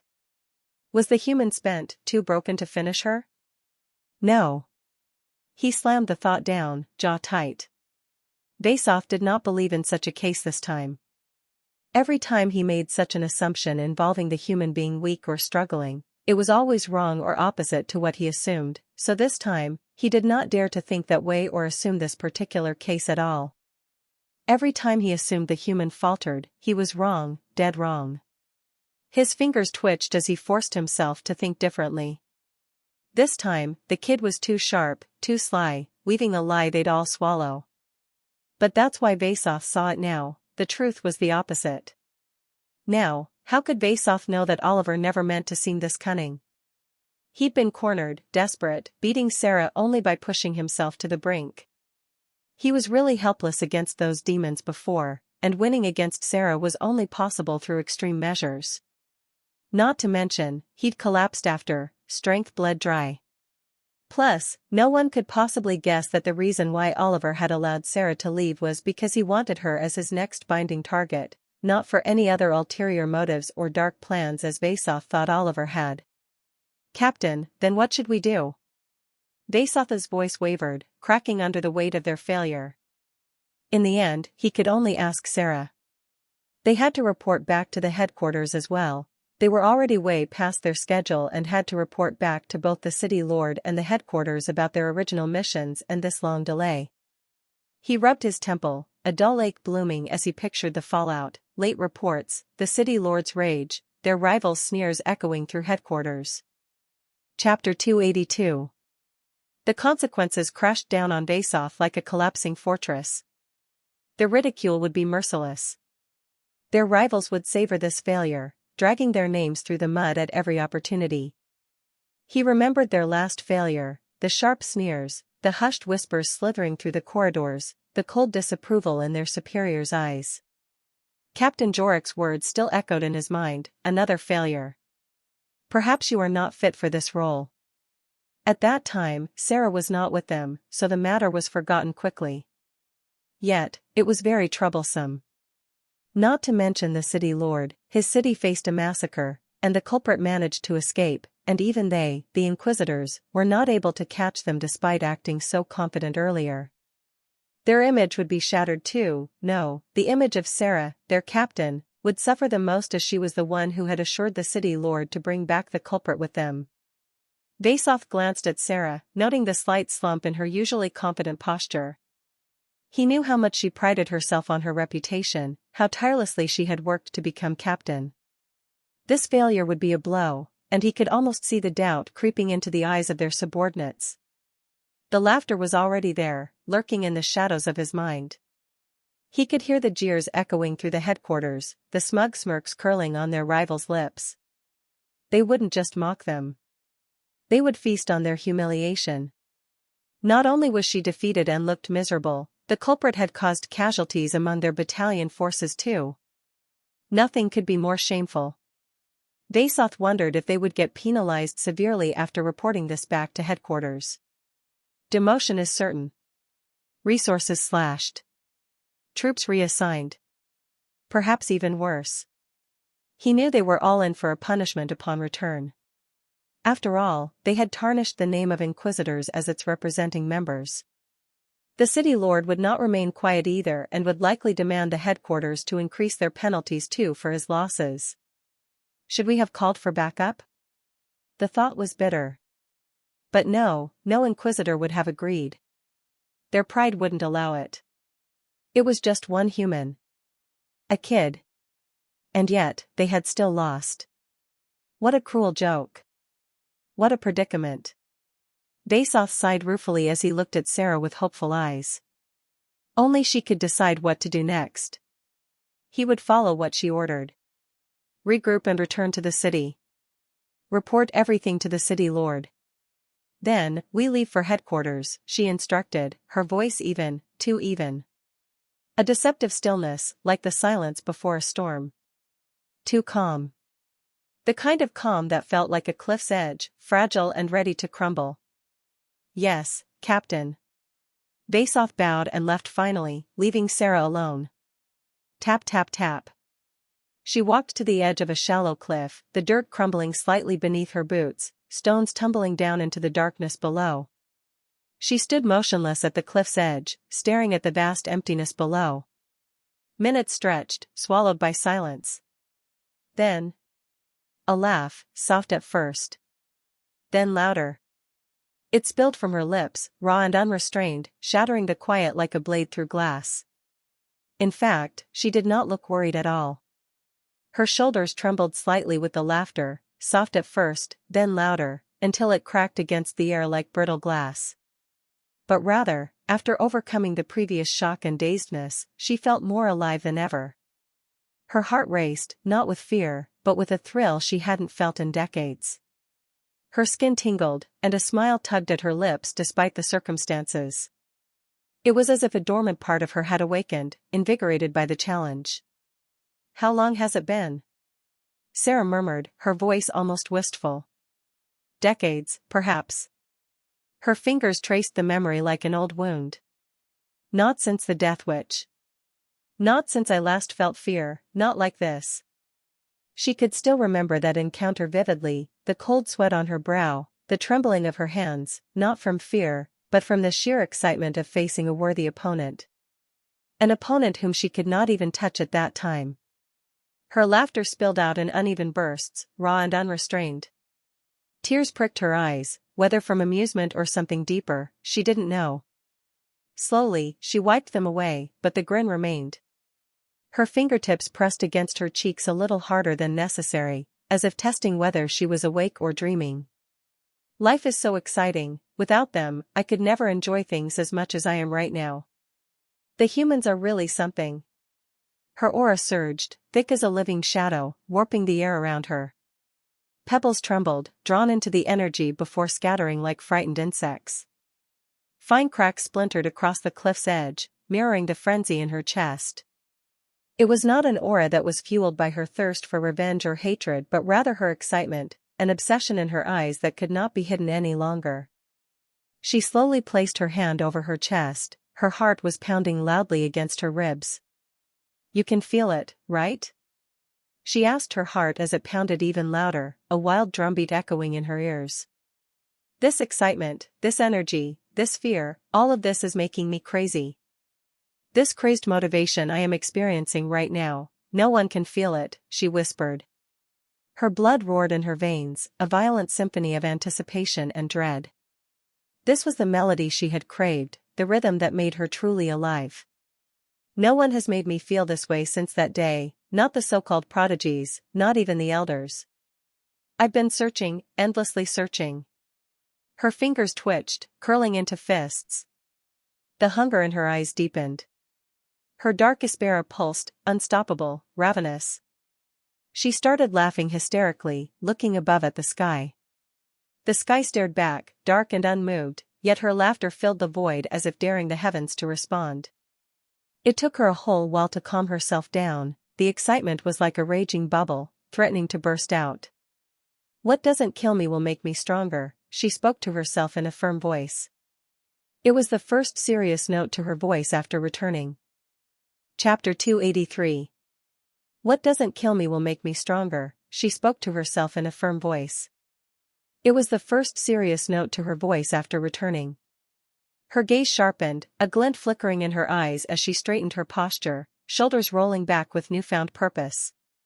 Her eyes were no longer filled with fear but rather excitement and ambition. She traced a jagged scar along her wrist, her fingers lingering on the rough skin, a silent testament to survival, before gripping her dagger with a resolve that hardened her features. She was prepared for death, and this was something that she would prevent. "Boy. I can't wait to meet you again. Next time, I wonder how much you would have grown." She pictured their next meeting, the boy, no, the man he would become, standing before her, his power even greater. And she, stronger still, ready to face him, to tame the beast he would become. She wanted to see what sort of monster that kid would become once he grew up. She turned sharply, boots thudding against the stone as she marched toward the camp area. The campfires flickered in the distance, casting elongated shadows that stretched like grasping hands, but she didn't waver. Each step was a promise, to herself, to him, to the unknown future that awaited. And to tame such a beast, she had to become stronger as well. But still, why didn't he kill me? Her brow furrowed, and she halted mid-step. The memory resurfaced, his blade, gleaming under dim light, poised just inches from her throat. And yet, he hesitated. Why? The more she thought about it, the more unnatural it seemed. It wasn't mercy. It wasn't hesitation. It was something else. It was something that she found hard to justify no matter what. There shouldn't be any reason for him to have let her go so easily. It was nagging her too, just like Vasoff. She clenched her jaw, recalling how he sidestepped her strikes with uncanny precision, his every word a careful mask that revealed nothing of his intent. She had observed and knew that the boy was far from simple. He was the opposite of being simple, every action of his felt deceptive. Each glance, each pause, each breath, none of it felt accidental. In fact, now that she thought about it, her pulse quickened. A creeping thought slithered into her mind, unsettling and insidious. Was that even his real face? She squinted into the distance, picturing his features again. Had there been a faint shimmer, a ripple in the air around him that betrayed some trickery? What if it was just a strong disguise, a front to fool her and all the other demons? Otherwise, why would someone sane go around the demon cities showing his face and make enemies out of the inquisitors on their first visit? She had read about the report collected from the locals. He had lingered too long at the tavern, asking clumsy questions that drew narrowed eyes, his outsider's cloak clashing with the locals' garb in a way that screamed inexperience. She believed it was the boy's first visit. He had left behind too many traces, trusted unknown sources, and seemed quite naive in his strategic placements after coming to the city. A thrill surged through her, her pulse quickening as she pieced together the clues, certain she was closing in on the truth. She felt that she was close to it, her hunch was telling her that she might have just hit the bullseye. That the boy was simply wearing a complex disguise to shield himself from their eyes. And, since he had the mysterious ability to bypass their senses, then why could he not also have the ability to change his facial structure or mask himself to appear as someone else? That was not entirely impossible either. She knew of some demons who could sew the skins of the fallen human exorcists and make very real-looking human skin suits. Once someone wears and fits into them, they become almost just like the humans whose skin was peeled off. And this was quite useful too. It was said that they had many spies planted in the human lands using this method. Skin too tight, smiles too practiced, a heartbeat half a second too slow, that's how you knew. Unless someone highly perceptive forcibly looked into it, they would not be able to differentiate at a glance. It was that sophisticated. She had seen it before, demons disguised as humans, their skins peeled from fallen exorcists. Once, she had interrogated one such spy, his human facade so convincing that even she had been momentarily fooled. But under scrutiny, the illusion had cracked. It just showed how advanced those skin techniques were. She remembered peeling back that false skin with her own hands, the squelch of flesh separating from flesh. The sight of fear twisting in the demon's eyes as his cover was ripped away. She tilted her head, imagining him shedding a stolen skin like a snake, his true face lurking beneath. There might be a possibility that the human too had used a similar method. Perhaps an elixir or potion? A flicker of disgust curled at the corner of her mouth. The human alchemists were quite capable, even if it was the bitter truth. The demons still could not compete in terms of alchemy even now. Sarah frowned, replaying the events in her mind. Did he need her alive to witness something, spread rumors, perhaps, or was she a cog in a scheme she couldn't yet grasp? Why had he spared her? It made no sense. Unless he had a reason to keep her alive. Perhaps he needed her for something, or maybe it was part of a larger plan. Or, more likely, he was hiding something, his true identity, perhaps. She thought back to his face, his mannerisms. Was there something off about him? Something that didn't quite fit. The way he moved, the way he spoke, it was almost too perfect, too calculated. And his knowledge of the city, it was as if he had studied it thoroughly, yet he made rookie mistakes in covering his tracks. Chapter 284. He carried himself with a subtle arrogance, head held high, his voice steady with the tone of someone accustomed to command. He gave off the feeling of a noble from his conduct. He was more mature than kids his age should be. Too composed. Too measured. A chill crept up her spine as the inconsistencies stacked higher, her suspicion solidifying with every memory. Everything was fishy about him now that she thought carefully. The human mind wasn't this controlled, not in battle, not in near death. Wait. Her breath hitched. No. It couldn't be. And yet, every instinct screamed at her, whispered a horrifying possibility. A possibility she didn't dare put into words. What if he wasn't human at all? What if he was one of them? Could he be one of them, a demon cloaked in human scent? She shook her head, doubting her own senses. Was he actually a demon? Not a pure human? She had watched exorcists slaughter her kind without a flicker of mercy, their blades relentless even as their own blood pooled beneath them. Otherwise, no matter what, an exorcist would never spare a demon before them, even if it was at the expense of pushing themselves beyond what they could handle. That was the natural law, exorcists and demons didn't spare. They exterminated. This showed how terrifying Sarah's deduction abilities were. Oliver was right to be cautious about her. She was able to guess so much about him despite them interacting so little. She was very close to the secrets he was hiding as well. Given enough time and interactions, she might just reveal it all. Her fingers twitched against the hilt of her sword. This has gotten interesting. She spoke before turning back, her fingers tracing over the edge of her blade absent-mindedly, the cool metal grounding her thoughts. As for the matter Vasoth was worried about, the one involving headquarters and their penalties? Sarah didn't care at all. A slow smirk stretched across her lips. She dared them to fire her. It was not she who needed them, but instead they were the ones who needed her expertise, her talent, and her mind.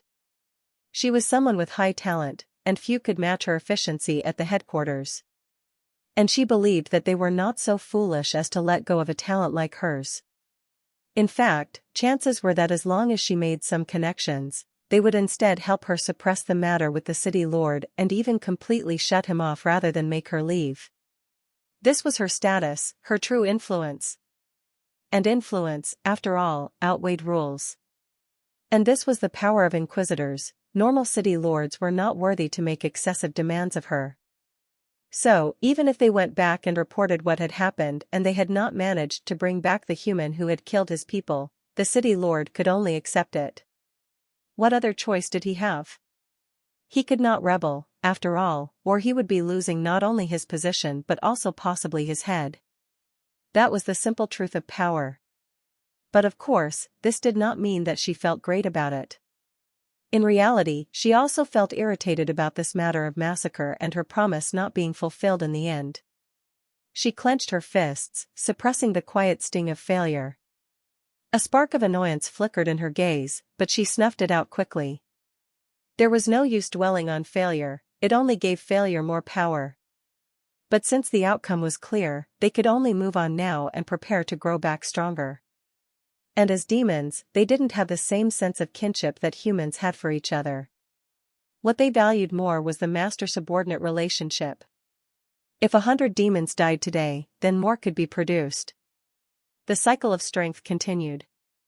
That's it. Underscore underscore underscore underscore underscore underscore underscore underscore underscore underscore. Creak. Hey. Oliver said as he looked at the curled-up girl sitting comfortably in the small space.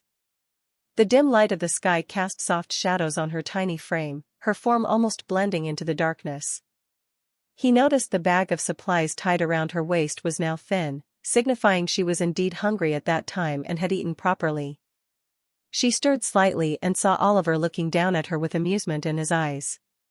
She quickly stood up and hugged him, her small hands clinging tightly, as if reassuring herself that he was real.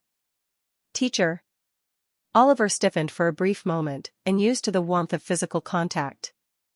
Well, let's move now. The danger has been neutralized, and we can travel safely for some time now. Oliver felt awkward. Logically speaking, they were almost the same age, yet she always made him feel like a very senior person with centuries of lifespan and experience. In fact, there was not much difference between them, it was just that he had a lot of firepower and she had less strength, or maybe he had some extra couple of years of experience. He was more like a brother to her, if anything, but again, he was not a social person and always felt awkward with people. The idea of being relied on so openly unsettled him. I should work on improving my social skills, or else I might always suffer. His eyes darkened with determination. He should use this opportunity. Come to think of it, what is her name? Oliver felt a little speechless. He had never bothered asking for her name so far, and they had been through so much already. Now he felt embarrassed, a teacher who did not even know his own student's name? His fingers twitched at his side. What was he? Coughing slightly to reduce his embarrassment, he finally asked her in a straight voice. I didn't ask before, but what's your name? I can't keep calling you like this, also, it's inconvenient for others too, also. Oliver paused, he realized he was rambling. He felt he was over-explaining again to hide his awkwardness in front of her. If anything, it made him feel even more flustered. He internally cursed at himself. Chapter 285. Damn it, he cursed internally, chastising himself for acting so strangely and suspiciously. There was no need to over-explain things. He should have simply admitted it, and that would be that. His fingers curled into fists, nails biting into his palms as heat prickled at the back of his neck. Why was he making this so awkward? He scolded himself, composed in front of Sarah, yet now acting like a child. His earlier maturity was gone. Even the little girl had carried herself better. The little girl was more charismatic than he was. He had seen her exhibit leadership qualities earlier in the city when she convinced others to follow him. Was he worse than her? The thought was sour in his mouth, leaving him grimacing at himself. He took a deep breath and calmed down, waiting for her response. The girl tilted her head, her brow furrowing slightly, as if the question itself was strange. She thought for a moment, her voice light, almost uncertain. I don't have a name, teacher. We were referred to as slaves before, so it didn't matter much, she told him. Oliver's fingers curled slightly at her words. He gave a stiff nod, it made sense. After all, no one bothers to name cattle. Even humans rarely name livestock, so it was no surprise she had never been given one. So, what do you want to be called? Now that you are no longer livestock, you should have a name that people can call you, he asked her. She thought before shaking her head. I don't know many names, teacher. How about you name me? She asked with a smile so hopeful it almost felt fragile. She had been with demons her entire life until now and only knew the names of a few demons. Her vocabulary lacked human names. And Oliver, who came from human lands, must have a rich memory of diverse names, and he could select a normal name for her that fit human standards properly. Oliver also understood her intention behind this request and thought for some time. He tapped his chin, mind flipping through a long-forgotten catalogue of names. Most were plain, old-fashioned ones from his place, names whispered at market stalls or carved into gravestones. He considered various names he had heard and, in the end, realized that all he knew were generic names. If she was expecting a unique name, she would be disappointed for sure. Well, how does Agnes sound? He asked nonchalantly. If she didn't like it, he had more names. But her face lit up like someone had handed her a treasure. Awesome. I am Agnes from now on, she cheered with excitement. A chuckle escaped Oliver, unbidden, a mix of surprise and amusement. Oliver felt relieved and patted her shoulder. Then he started to look around to see which way would be best to move. He was just as clueless as she was in this matter. The horizon was a smear of jagged rock and swirling mist, no landmarks he recognized, only the silent weight of unfamiliar land stretching endlessly in all directions. Now he felt that he should have demanded Sarah's storage artifacts before sending her back. At least, they might have contained a detailed map of the terrain. Agnes looked at his side profile and felt a warmth bloom in her chest, happy being with him. The duo then traveled for some time after that and eventually found a hidden cave. The entrance was a narrow slit, half swallowed by thorny vines. Inside, the air was thick with dampness and the scent of moss-covered stone. They decided to settle there for the time being, resting from the exhaustion of all that had happened lately. Agnes dropped to the cave floor with a sigh, her small frame sagging as if the air itself was too heavy. Oliver sat beside her, his back pressed to the stone wall, eyes half closed but mind spinning too fast for rest. Oliver knew that they were running low on rations, and if they did not stock up again, they might starve. While he was more resistant and could endure starvation for some time, he could not completely ignore it. His stomach gave a low, unsympathetic growl to remind him. But he really didn't know where to go further. If they wandered aimlessly, chances were they would get in trouble with dangerous demons. And even more troublesome than demons were demonic beasts that were rampant everywhere and caused issues. He frowned at that because, along the way, he had detected multiple demonic beasts but chose to avoid them and move through discreet channels in order not to attract them. He wanted to avoid fighting for now as much as possible. Noticing Oliver's distress, Agnes asked, "Teacher, what's wrong?" His brow furrowed, lips pressed into a tight line as his gaze darted across the cavern walls, searching for answers that weren't there. "Well, I was just thinking about where we should move next, but I am not sure about the directions here," he admitted. He was thinking hard, trying to remember any clues he could from the novel, but such minute details, even if there were any, he would not have remembered anyway. Seeing his distressed expression, she spoke up in a calm manner. Agnes' voice broke the silence, soft but sure, like a candle flickering to life in the dark. "Teacher, although it's not much, I happen to know a few rough routes around the area." Oliver blinked in surprise at her words. "You know?" "How?" he questioned. "I used to clean at the Grand Archive Hall of the city and occasionally overheard conversations between the scholars, so I know a little bit." "I don't know if it will help, teacher." His eyes lit up. Unexpectedly, the help was beside him all along. "Great. Tell me what you know, no matter how insignificant it may feel," he quickly added. He knew little to nothing about this place, things were new to him. Even she might know better than him about demon lands. Chapter 286. Agnes began to narrate what she knew, and Oliver listened to her words attentively. He didn't interrupt, but his fingers tapped a restless rhythm against his knee, a habit he couldn't shake when new information piled up too fast. He realized that she did know a lot of things he was not even aware of. After listening to her knowledge, Oliver realized that the closest place to this location would be a remote demon village, which could be used to stock their supplies. His gaze drifted toward the horizon, where jagged mountains clawed at a sky the color of rotting fruit. Somewhere out there lay the village, a fragile chance at survival wrapped in monstrous risk. However, they were humans, not demons, and those demons, if they knew of it, would definitely try to kill them or enslave them as livestock slaves.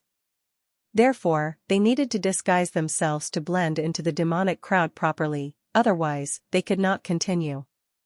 He tugged at the edge of his cloak, already calculating how much mud, ash, and blood they'd need to smear themselves with to pass at first glance. Additionally, the villages often housed the remote tribes of the demon kin, making them even more dangerous due to their cruelty and primal nature. Oliver had seen in the novel what passed for hospitality in demon villages: spiked pits, rotting meat nailed to doors, and laughter that was like bones snapping underfoot. He also had to return to the human world. He didn't believe he could survive here with his current strength. There were countless demons like Sarah, known or unknown, roaming every corner. If they happened to run into one, they would be done for. Even now, the back of his neck prickled as though unseen eyes watched from the shadows between the trees. Most likely weak demon beasts. From Agnes' information, he got a rough idea of some key locations and danger zones. He also learned that the demons used something to travel long distances between towns and cities far away. Being from an exorcist clan, he knew that what they must be using were transportation arrays. If that was the case, then there were definitely arrays connecting to the human lands too. And his goal was to find one. Of course, he was not crazy enough to cross borders normally, given that the war could start at any time. The armies at the borders on both sides were composed of ridiculously strong people from both races. "We will move to the village first," he said to her. First, they must restock as many supplies as they could. As for being found out? Since he already had blood on his hands, he would not hesitate to start another river if it came down to their lives. Oliver's eyes darkened. A sinister glint subconsciously flashed through his eyes. Agnes shivered, though the air was warm. Underscore underscore underscore underscore underscore underscore underscore underscore underscore underscore underscore underscore underscore underscore underscore. Sometime later, they both had resumed their journey toward the village as per Agnes' information. Along the way, several demonic beasts had attacked them, but none of them were above rank 1 and thus were easily dealt with by Oliver. However, he also did not forget to let Agnes experience some battles and learn some strategies. He corrected her grip mid-swing, adjusting her elbow until her knife sliced cleaner. "Every second you hesitate is a second your throat gets torn out," he reminded her. His voice was low and serious. Oliver handled them most of the time but let her learn what he did and where the weak points were located. He would point at a joint or an exposed underbelly, saying, "Here. Always aim for here." She still lacked sufficient muscle power or aspera to slice off a demon beast. So, he instead asked her to meditate whenever they took a break in order for her to quickly manifest and gather aspera. Each time they stopped, Agnes sank cross-legged onto the cracked earth, sweat plastering her hair to her forehead as she tried to pull power from the foul air around them. Given they were in demon lands, the natural aspera here was already less compared to the corrupted aspera, so despite her talent, she was progressing slowly. Of course, the definition of slow was different for someone like Oliver, who was used to a tenfold talent of someone like Nadia. While Agnes worked on her strength, he would look into his own powers to study them in more depth, as well as to decode the cryptic abyss texts in his memory every now and then to reveal more of its powers. Just like that, they followed a rough direction, and with his sharp perception, it did not take long before he sensed something ahead. A tremor ran through his spine, subtle but unmistakable. And as he had expected, it was indeed a village of sorts. He signaled to Agnes, motioning her to be prepared as they neared the village slowly and discreetly.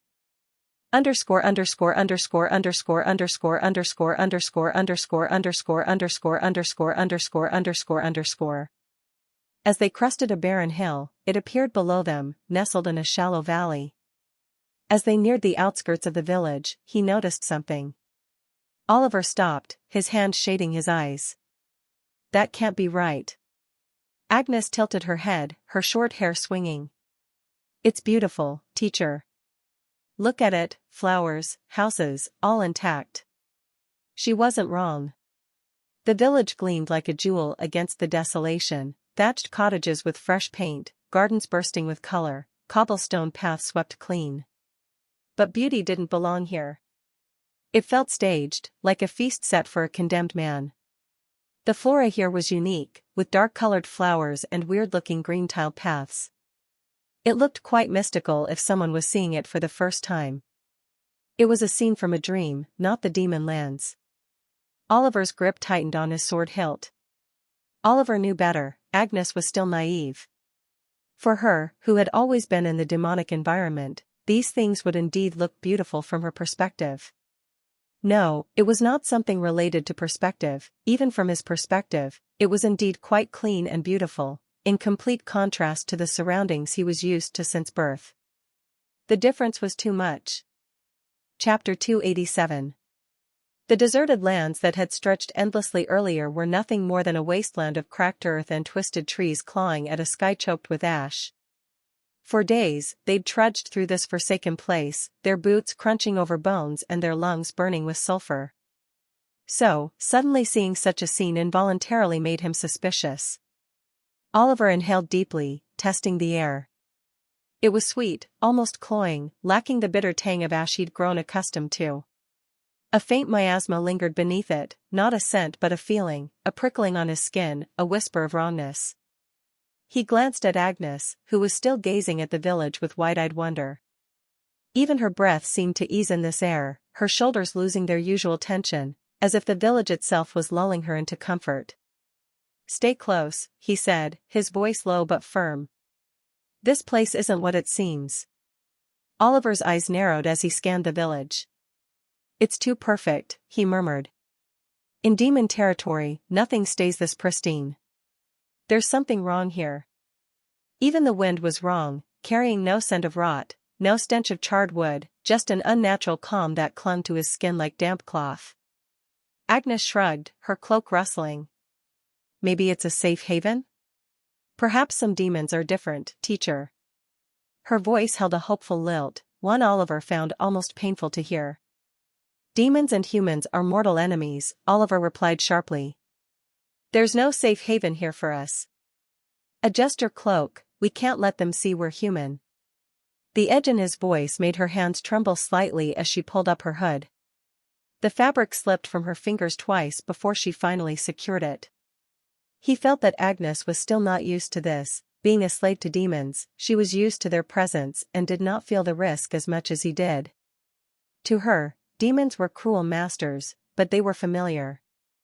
To Oliver, they were death wearing a face. "We need supplies," Oliver said, keeping his voice low. "Food, water, anything we can carry. But we stay cautious. And if possible, a map too."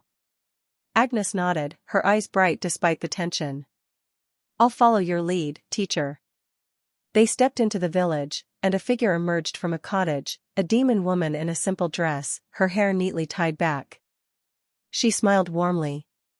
"Welcome, travelers. It's been so long since we've had visitors. Please, come in, rest yourselves." Her smile was wide, too wide, and didn't quite reach her glassy eyes. Oliver hesitated. Her tone was friendly, but it felt rehearsed, like lines from a play. "Thank you," he said carefully. "We're just passing through. We need supplies." Her smile didn't falter. Not once. Their scent should be thick given how long they had been traveling for, it should be able to distort their sense of smell. At least, it should not give away their identity as humans. Still, Oliver subtly adjusted his cloak, pulling it tighter to hide his skin. "Of course," she replied, her smile still fixed. "We have plenty to share. Follow me to the market square." She turned too smoothly, as if gliding rather than walking. Oliver felt a strong sense of unease from the woman. He knew that something was very off about her. The warmth in her tone was skin-deep. Beneath it, Oliver could almost hear the brittle silence of something waiting. Watching. The surroundings felt weird. Every flower bloomed at the exact same angle, each leaf too perfect, no decay or broken stems. Nature, frozen in time. He could not express it clearly, it was just a feeling. He slowly started to probe around with his senses, making sure he was not alerting anyone. It was like dipping his mind into oil, thick, cold, and slippery. What is this weird feeling? As they trailed her, more villagers appeared, each echoing her warmth. "Welcome, travelers. So good to see new faces. Make yourselves at home." Their voices overlapped, unnervingly similar, and their eyes held a glassy sheen. All of them smiled with their mouths, but not their eyes. Agnes leaned close. "They're friendly, teacher. Maybe it's not so bad." Oliver didn't answer, but his jaw clenched, a vein twitching near his temple. He took a deep breath to calm his mind. Oliver didn't answer, his gaze darting between them. Their movements were smooth, but something was off, something lifeless. At the market square, stalls overflowed with goods, apples gleaming red, loaves of bread still steaming, jugs of water. Oliver picked up an apple, its weight oddly light. He bit into it, sweet, but empty, leaving his stomach as hollow as before. It dissolved too fast, like mist pretending to be fruit. He stopped and looked in the air, noticing something again. A faint shimmer curled above the square, like heat rising off stone, but the air was cold. Agnes' voice suddenly sounded. She frowned, holding a piece of bread. "Teacher, it's like air. It doesn't fill me." He nodded grimly, his eyes cold. "This place isn't real." Closing his eyes, he reached out with his senses, this time in a wider range. Nothing. No heartbeat, no warmth, just a cold void and a strange miasma, thick and cloying, coating his throat. "Agnes, do you feel anything alive?" he asked without looking at her. She had started to perceive Aspera, her senses were now opened and she should be able to feel some changes as well. She concentrated, then shook her head. "No, teacher. It's empty, but they're right here." Her fingers curled into the bread until it crumbled. "Exactly," he murmured. "We're not dealing with the living." Agnes had a great talent, she was able to quickly sense this. Oliver felt that a normal exorcist might not have caught it so easily. The woman approached again. "You must be tired. We have an inn, free of charge. We're happy to have guests." Oliver wanted to refuse, but exhaustion gnawed at them, and staying might reveal more. "Thank you," he said. "We'll take it."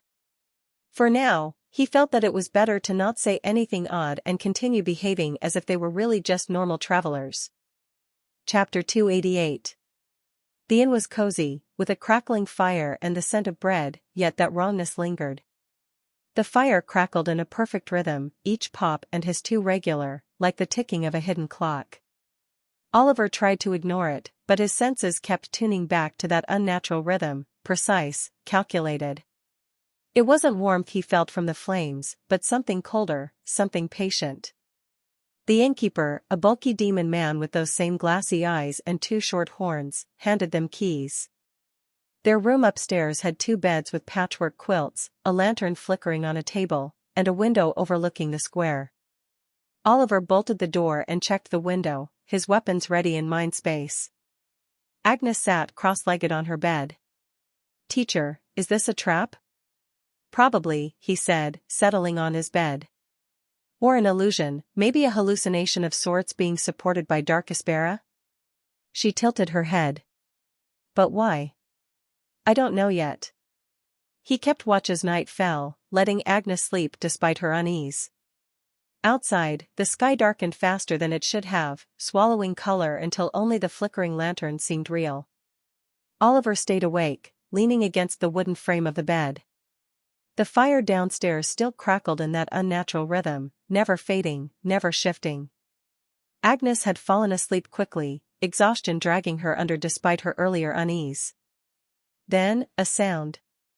Low at first, like distant thunder. Then steady, rhythmic. A war drum. Oliver's eyes snapped open fully. His fingers curled around his sword hilt before he even realized he had reached for it. The drumbeat pulsed through the floor, a vibration that crawled up his spine. Faint screams followed, distant but real. 22:23. The drumbeat pulsed through the floor, a vibration that crawled up his spine. Faint screams followed, distant but real. He stood in one fluid motion and shook Agnes. "Do you hear that?" She blinked awake, groggy. Then her eyes widened. "Yes, teacher." "What is it?" "I don't know." "Let's find out." His instincts screamed at him to move, to get out, but stepping into the unknown blindly was worse. He hesitated for a second. Was this a distraction? A way to separate them? Oliver exhaled sharply. No, he couldn't afford to leave her alone. If this village was a trap, splitting up would only make things worse. Decision made. He grabbed his cloak and motioned for her to follow. Their footsteps were near silent as they moved to the door. He pressed his ear against the wood, nothing. Too quiet. A moment later, he unlatched the bolt and eased the door open. Underscore underscore underscore underscore underscore underscore underscore underscore underscore underscore underscore. The village looked the same. Too much the same. No people. No movement. Even the warm glow of lanterns still flickered in windows, untouched by whatever was happening beyond this false haven. But something was off, the air was colder now, like ice had seeped into the very stones beneath their feet. But the war drums, they were closer now. Oliver motioned for Agnes to stay low as they crept toward the inn staircase. A soft click sounded behind them. He spun, blade half-drawn. The innkeeper stood at the end of the hall. Still. Silent. Watching. His glassy eyes didn't blink. Agnes tensed beside Oliver, her breath barely audible. Then, the man smiled. Not the warm, rehearsed one from earlier. This was wrong. His grin split his face too wide, teeth shining like polished bone. His skin stretched too tight, as if his face wasn't meant to smile that way. You should rest, the innkeeper said. It's dangerous outside. Oliver didn't move. The war drums pounded faster. The air in the hall felt heavier. Denser. Something was very, very wrong. Then, the innkeeper took a step forward. Not walked. Shifted. Like a puppet whose strings had just been yanked. Agnes gripped Oliver's sleeve. Teacher. Move, Oliver ordered. They bolted. Underscore underscore underscore underscore underscore underscore underscore underscore underscore underscore underscore underscore underscore. They crept downstairs and slipped outside. The village lay still, houses dark, yet the drums pounded, screams weaving through the night. They searched the streets, no fires, no chaos, nothing but silence beneath the noise. The cobblestones were cold, slick with some unseen moisture. Oliver's boots felt heavier with each step, as if the ground itself resisted him. Oliver's voice was silent. This place is haunted, he whispered. He never expected to encounter such a scenario. Was he playing inside some haunted house? Agnes, however, was different. She felt very uneasy upon hearing sounds but seeing no one out there. It was probably her first time ever experiencing something like this. Oliver saw this and shook his head. He could sense nothing outside, the houses were empty, the roads were empty, almost as if no one existed there in the first place. Unsettled, they returned to the inn. The innkeeper stood there, polishing a glass. He looked up, and his eyes cleared briefly, locking onto Oliver. He appeared normal now. By the mighty, he rasped. It's you. Lord Eldrin. You've returned. Oliver froze. What did you call me? Lord Eldrin, the man repeated, his voice excited. Oliver fell into thought. Who was Eldrin? He'd never heard the name, yet it struck a chord deep within him, sharp and discordant. Beside him, Agnes shifted, her wide eyes darting between him and the innkeeper. Teacher, she whispered, what's he talking about? I don't know, Oliver said. He softened his tone. Stay alert. We need to understand this place. For just a second, Oliver thought he'd seen something flicker in the air, an outline of something jagged and tall standing behind the innkeeper, like a figure cloaked in shadow. The innkeeper blinked, his glassy stare returning as if nothing had happened. Sleep well, travelers, he said, resuming his glass polishing with mechanical precision. Oliver naturally didn't sleep. As dawn crept through the window, painting the room in muted grays, he roused Agnes awake. We will be investigating today, he said as he adjusted his cloak. Supplies are secondary now, this village is dangerous, and we are most likely already trapped unless my guesses are wrong. Agnes nodded, her usual cheer was muted at this time. Chapter 289. Agnes nodded, her usual cheer was muted. She was also nervous from the drums she had heard the previous night. Those drums last night, they felt real, teacher, she expressed. It wasn't, he replied, though doubt was evident in his voice. Let's move. He had some deductions about this, but he could be wrong too. They soon left the inn, wandering while keeping a low profile and interacting as little as possible with anyone. The village was awake, yet something was deeply unnatural about it. Villagers milled about every time they passed, their greetings, good morning, travelers, always in unison, as if they had modulated their voices to follow the same rhythm. Each greeting landed sharp and hollow, like a nail tapping glass. The smiles on their faces were wide and uncanny, their walking styles and steps almost robotic, too synchronized, like puppets on invisible strings. And yet, those glassy eyes still tracked him wherever he walked. No curiosity. No warmth. Just cold, empty stares. They soon reached the edge of the village, where a thick white mist loomed ahead, causing him to frown. When they had entered the village, there had been nothing like that. How had it appeared now? Something was wrong. The mist clung to the ground like smoke, writhing in slow spirals.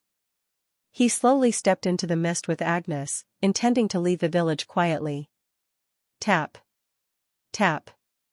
Tap. Their footsteps seemed muffled in the fog, swallowed before the sound could travel. They walked into the mist for some time. The white fog seemed endless with no definite end. After a decent amount of time, they finally saw something. Surroundings. As they quickened their pace toward the place, the mist began to dissolve, and the view became clearer. But as soon as they stepped out, the duo froze in their tracks. In front of them was the exact same surroundings they had left behind, the same village, the same roads, the same designations. Even the same crooked signpost stood there, leaning slightly to the left like a tired sentinel. They had returned to where they had started. Huh. As expected, he thought in dismay. He had this premonition when he saw the mist, but now his suspicions were confirmed. They were fully trapped in this place. Teacher, this. Agnes was stunned. Oliver shook his head and explained briefly about the situation. They needed to find another way out of this village. They started to head back. However, the villagers' behavior seemed even more bizarre this time around. Their smiles were wider, their gazes glacier. The air smelled stronger now, thick and sharp, like rotting fruit mixed with copper. They acted like puppets and reeked of a pungent scent. As they were passing by, a strange man suddenly blocked their path. He was an old demon with a hunched back, a long white beard, and narrowed eyes, supporting himself with a wooden staff. Hello, travelers, I am the leader of this village, he smiled kindly at the duo. It's rare for visitors to come by our remote village. I would like for you both to come and have a feast at my home, he suggested. Oliver intended to refuse, but the old man cut him off before he could speak. I insist, travelers, you are our honorable guests. Please don't refuse this old man's kind offer, the old man urged, a bit forcefully this time. His smile lingered too long, curling at the edges like a mask that didn't quite fit. Seeing this aggressiveness, Oliver sighed. He nodded. Sure. Given the situation, he might as well follow along. This way, he had more chances of uncovering what was happening. The village center. At the village center, a grand wooden house stood, casting an eerie shadow over the gathered demons. The village leader stood before the feast table. He was an old, scarred demon with twisted horns and weary brown eyes that reflected sharply against the nearby bonfire. The flames danced strangely, flickering in and out like they couldn't decide whether to burn or die. He looked at him for some time before glancing down at the table, where plates were arranged neatly. On the plates was some sort of wiggling meat. It throbbed occasionally and had a purple color. It didn't just move, it breathed, faintly inflating and deflating as though it were still alive. He frowned. Is he openly trying to poison us? He had never eaten something so disgusting before.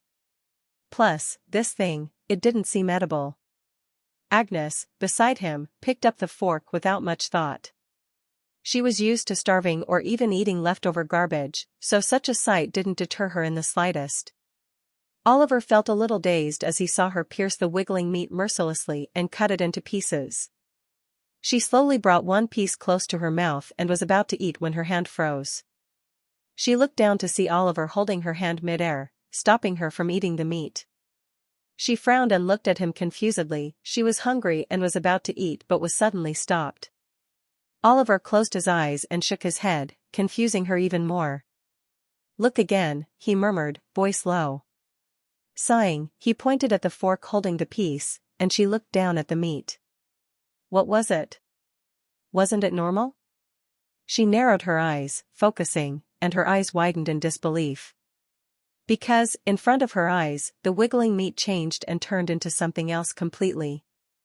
Its purple hue faded into a sickly gray, and dark veins stretched across its surface. The faint scent of iron and rot wafted up. She realized it was rotten meat. The fork dropped from her hand instantly. Clang! What are you feeding us? She looked angrily at the old demon. The old demon tilted his head at an unnatural angle and asked, "What's wrong, traveler? Is the meat not to your liking?" His neck bones crackled as he righted his head, a slow, grinding sound that made Agnes shudder. Chapter 290. After saying that, he picked up some of the wiggling meat with his hand and started stuffing it into his mouth in front of him. Wet squelches filled the air as his teeth sank into the foul meat. A sickening pop followed, like something rupturing inside the meat. Crunch! Crunch! He chewed on the meat as purple drool dripped from the corner of his lips. His eyes were unfocused and dreamy as if he was in ecstasy. The way he chewed was too slow, like he was savoring something more than just taste. His fingers twitched erratically between bites, curling and uncurling like spider legs. What a rich taste! Marvelous! A gift from our God.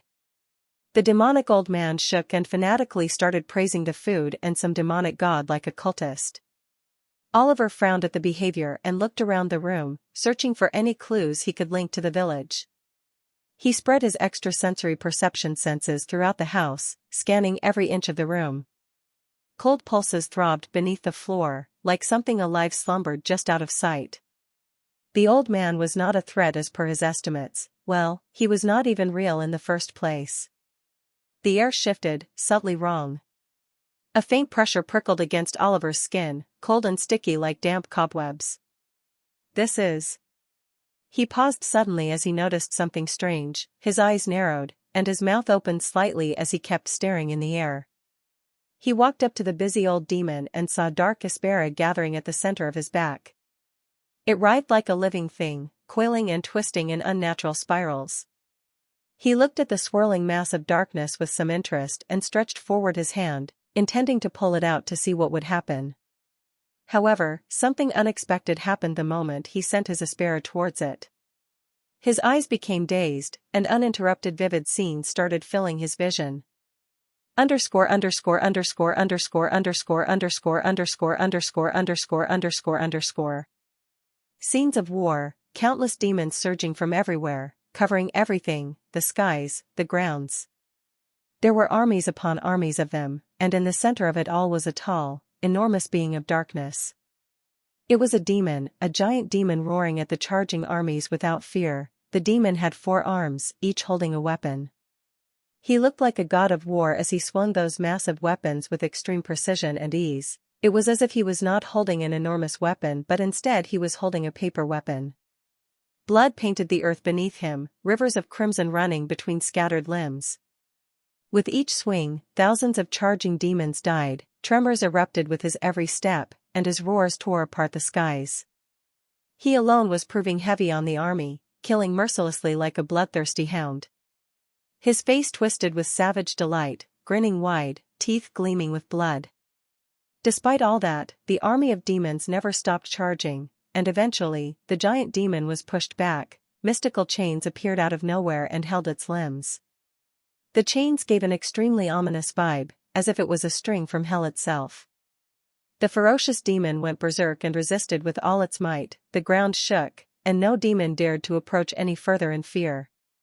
Yet, even after all that, the giant demon was unable to escape those tainted chains.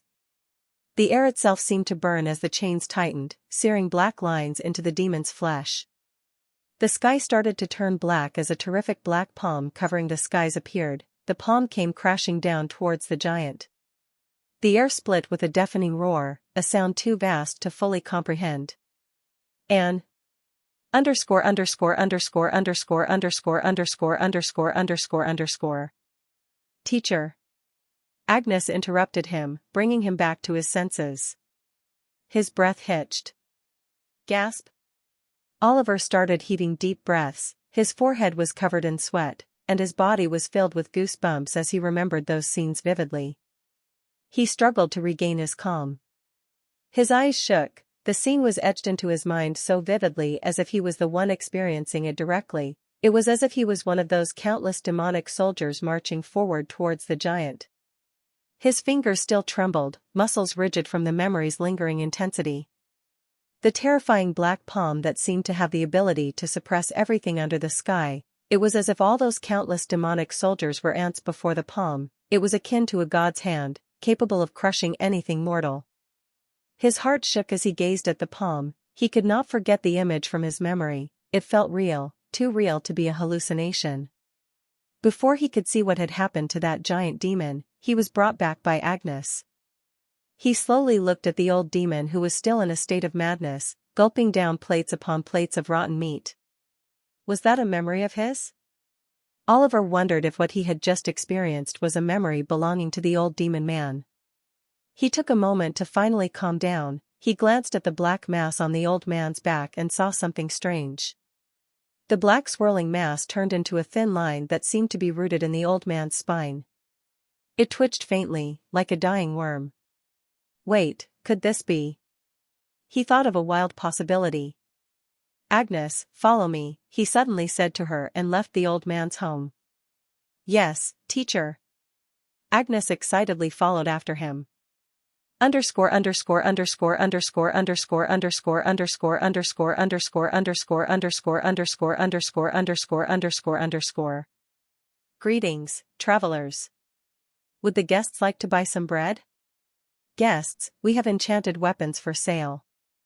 Along the way, multiple villagers called out to them as they passed by. Their smiles were still there, sharp, stretched grins that seemed almost painted on. He ignored them and kept walking around. It should be fine here.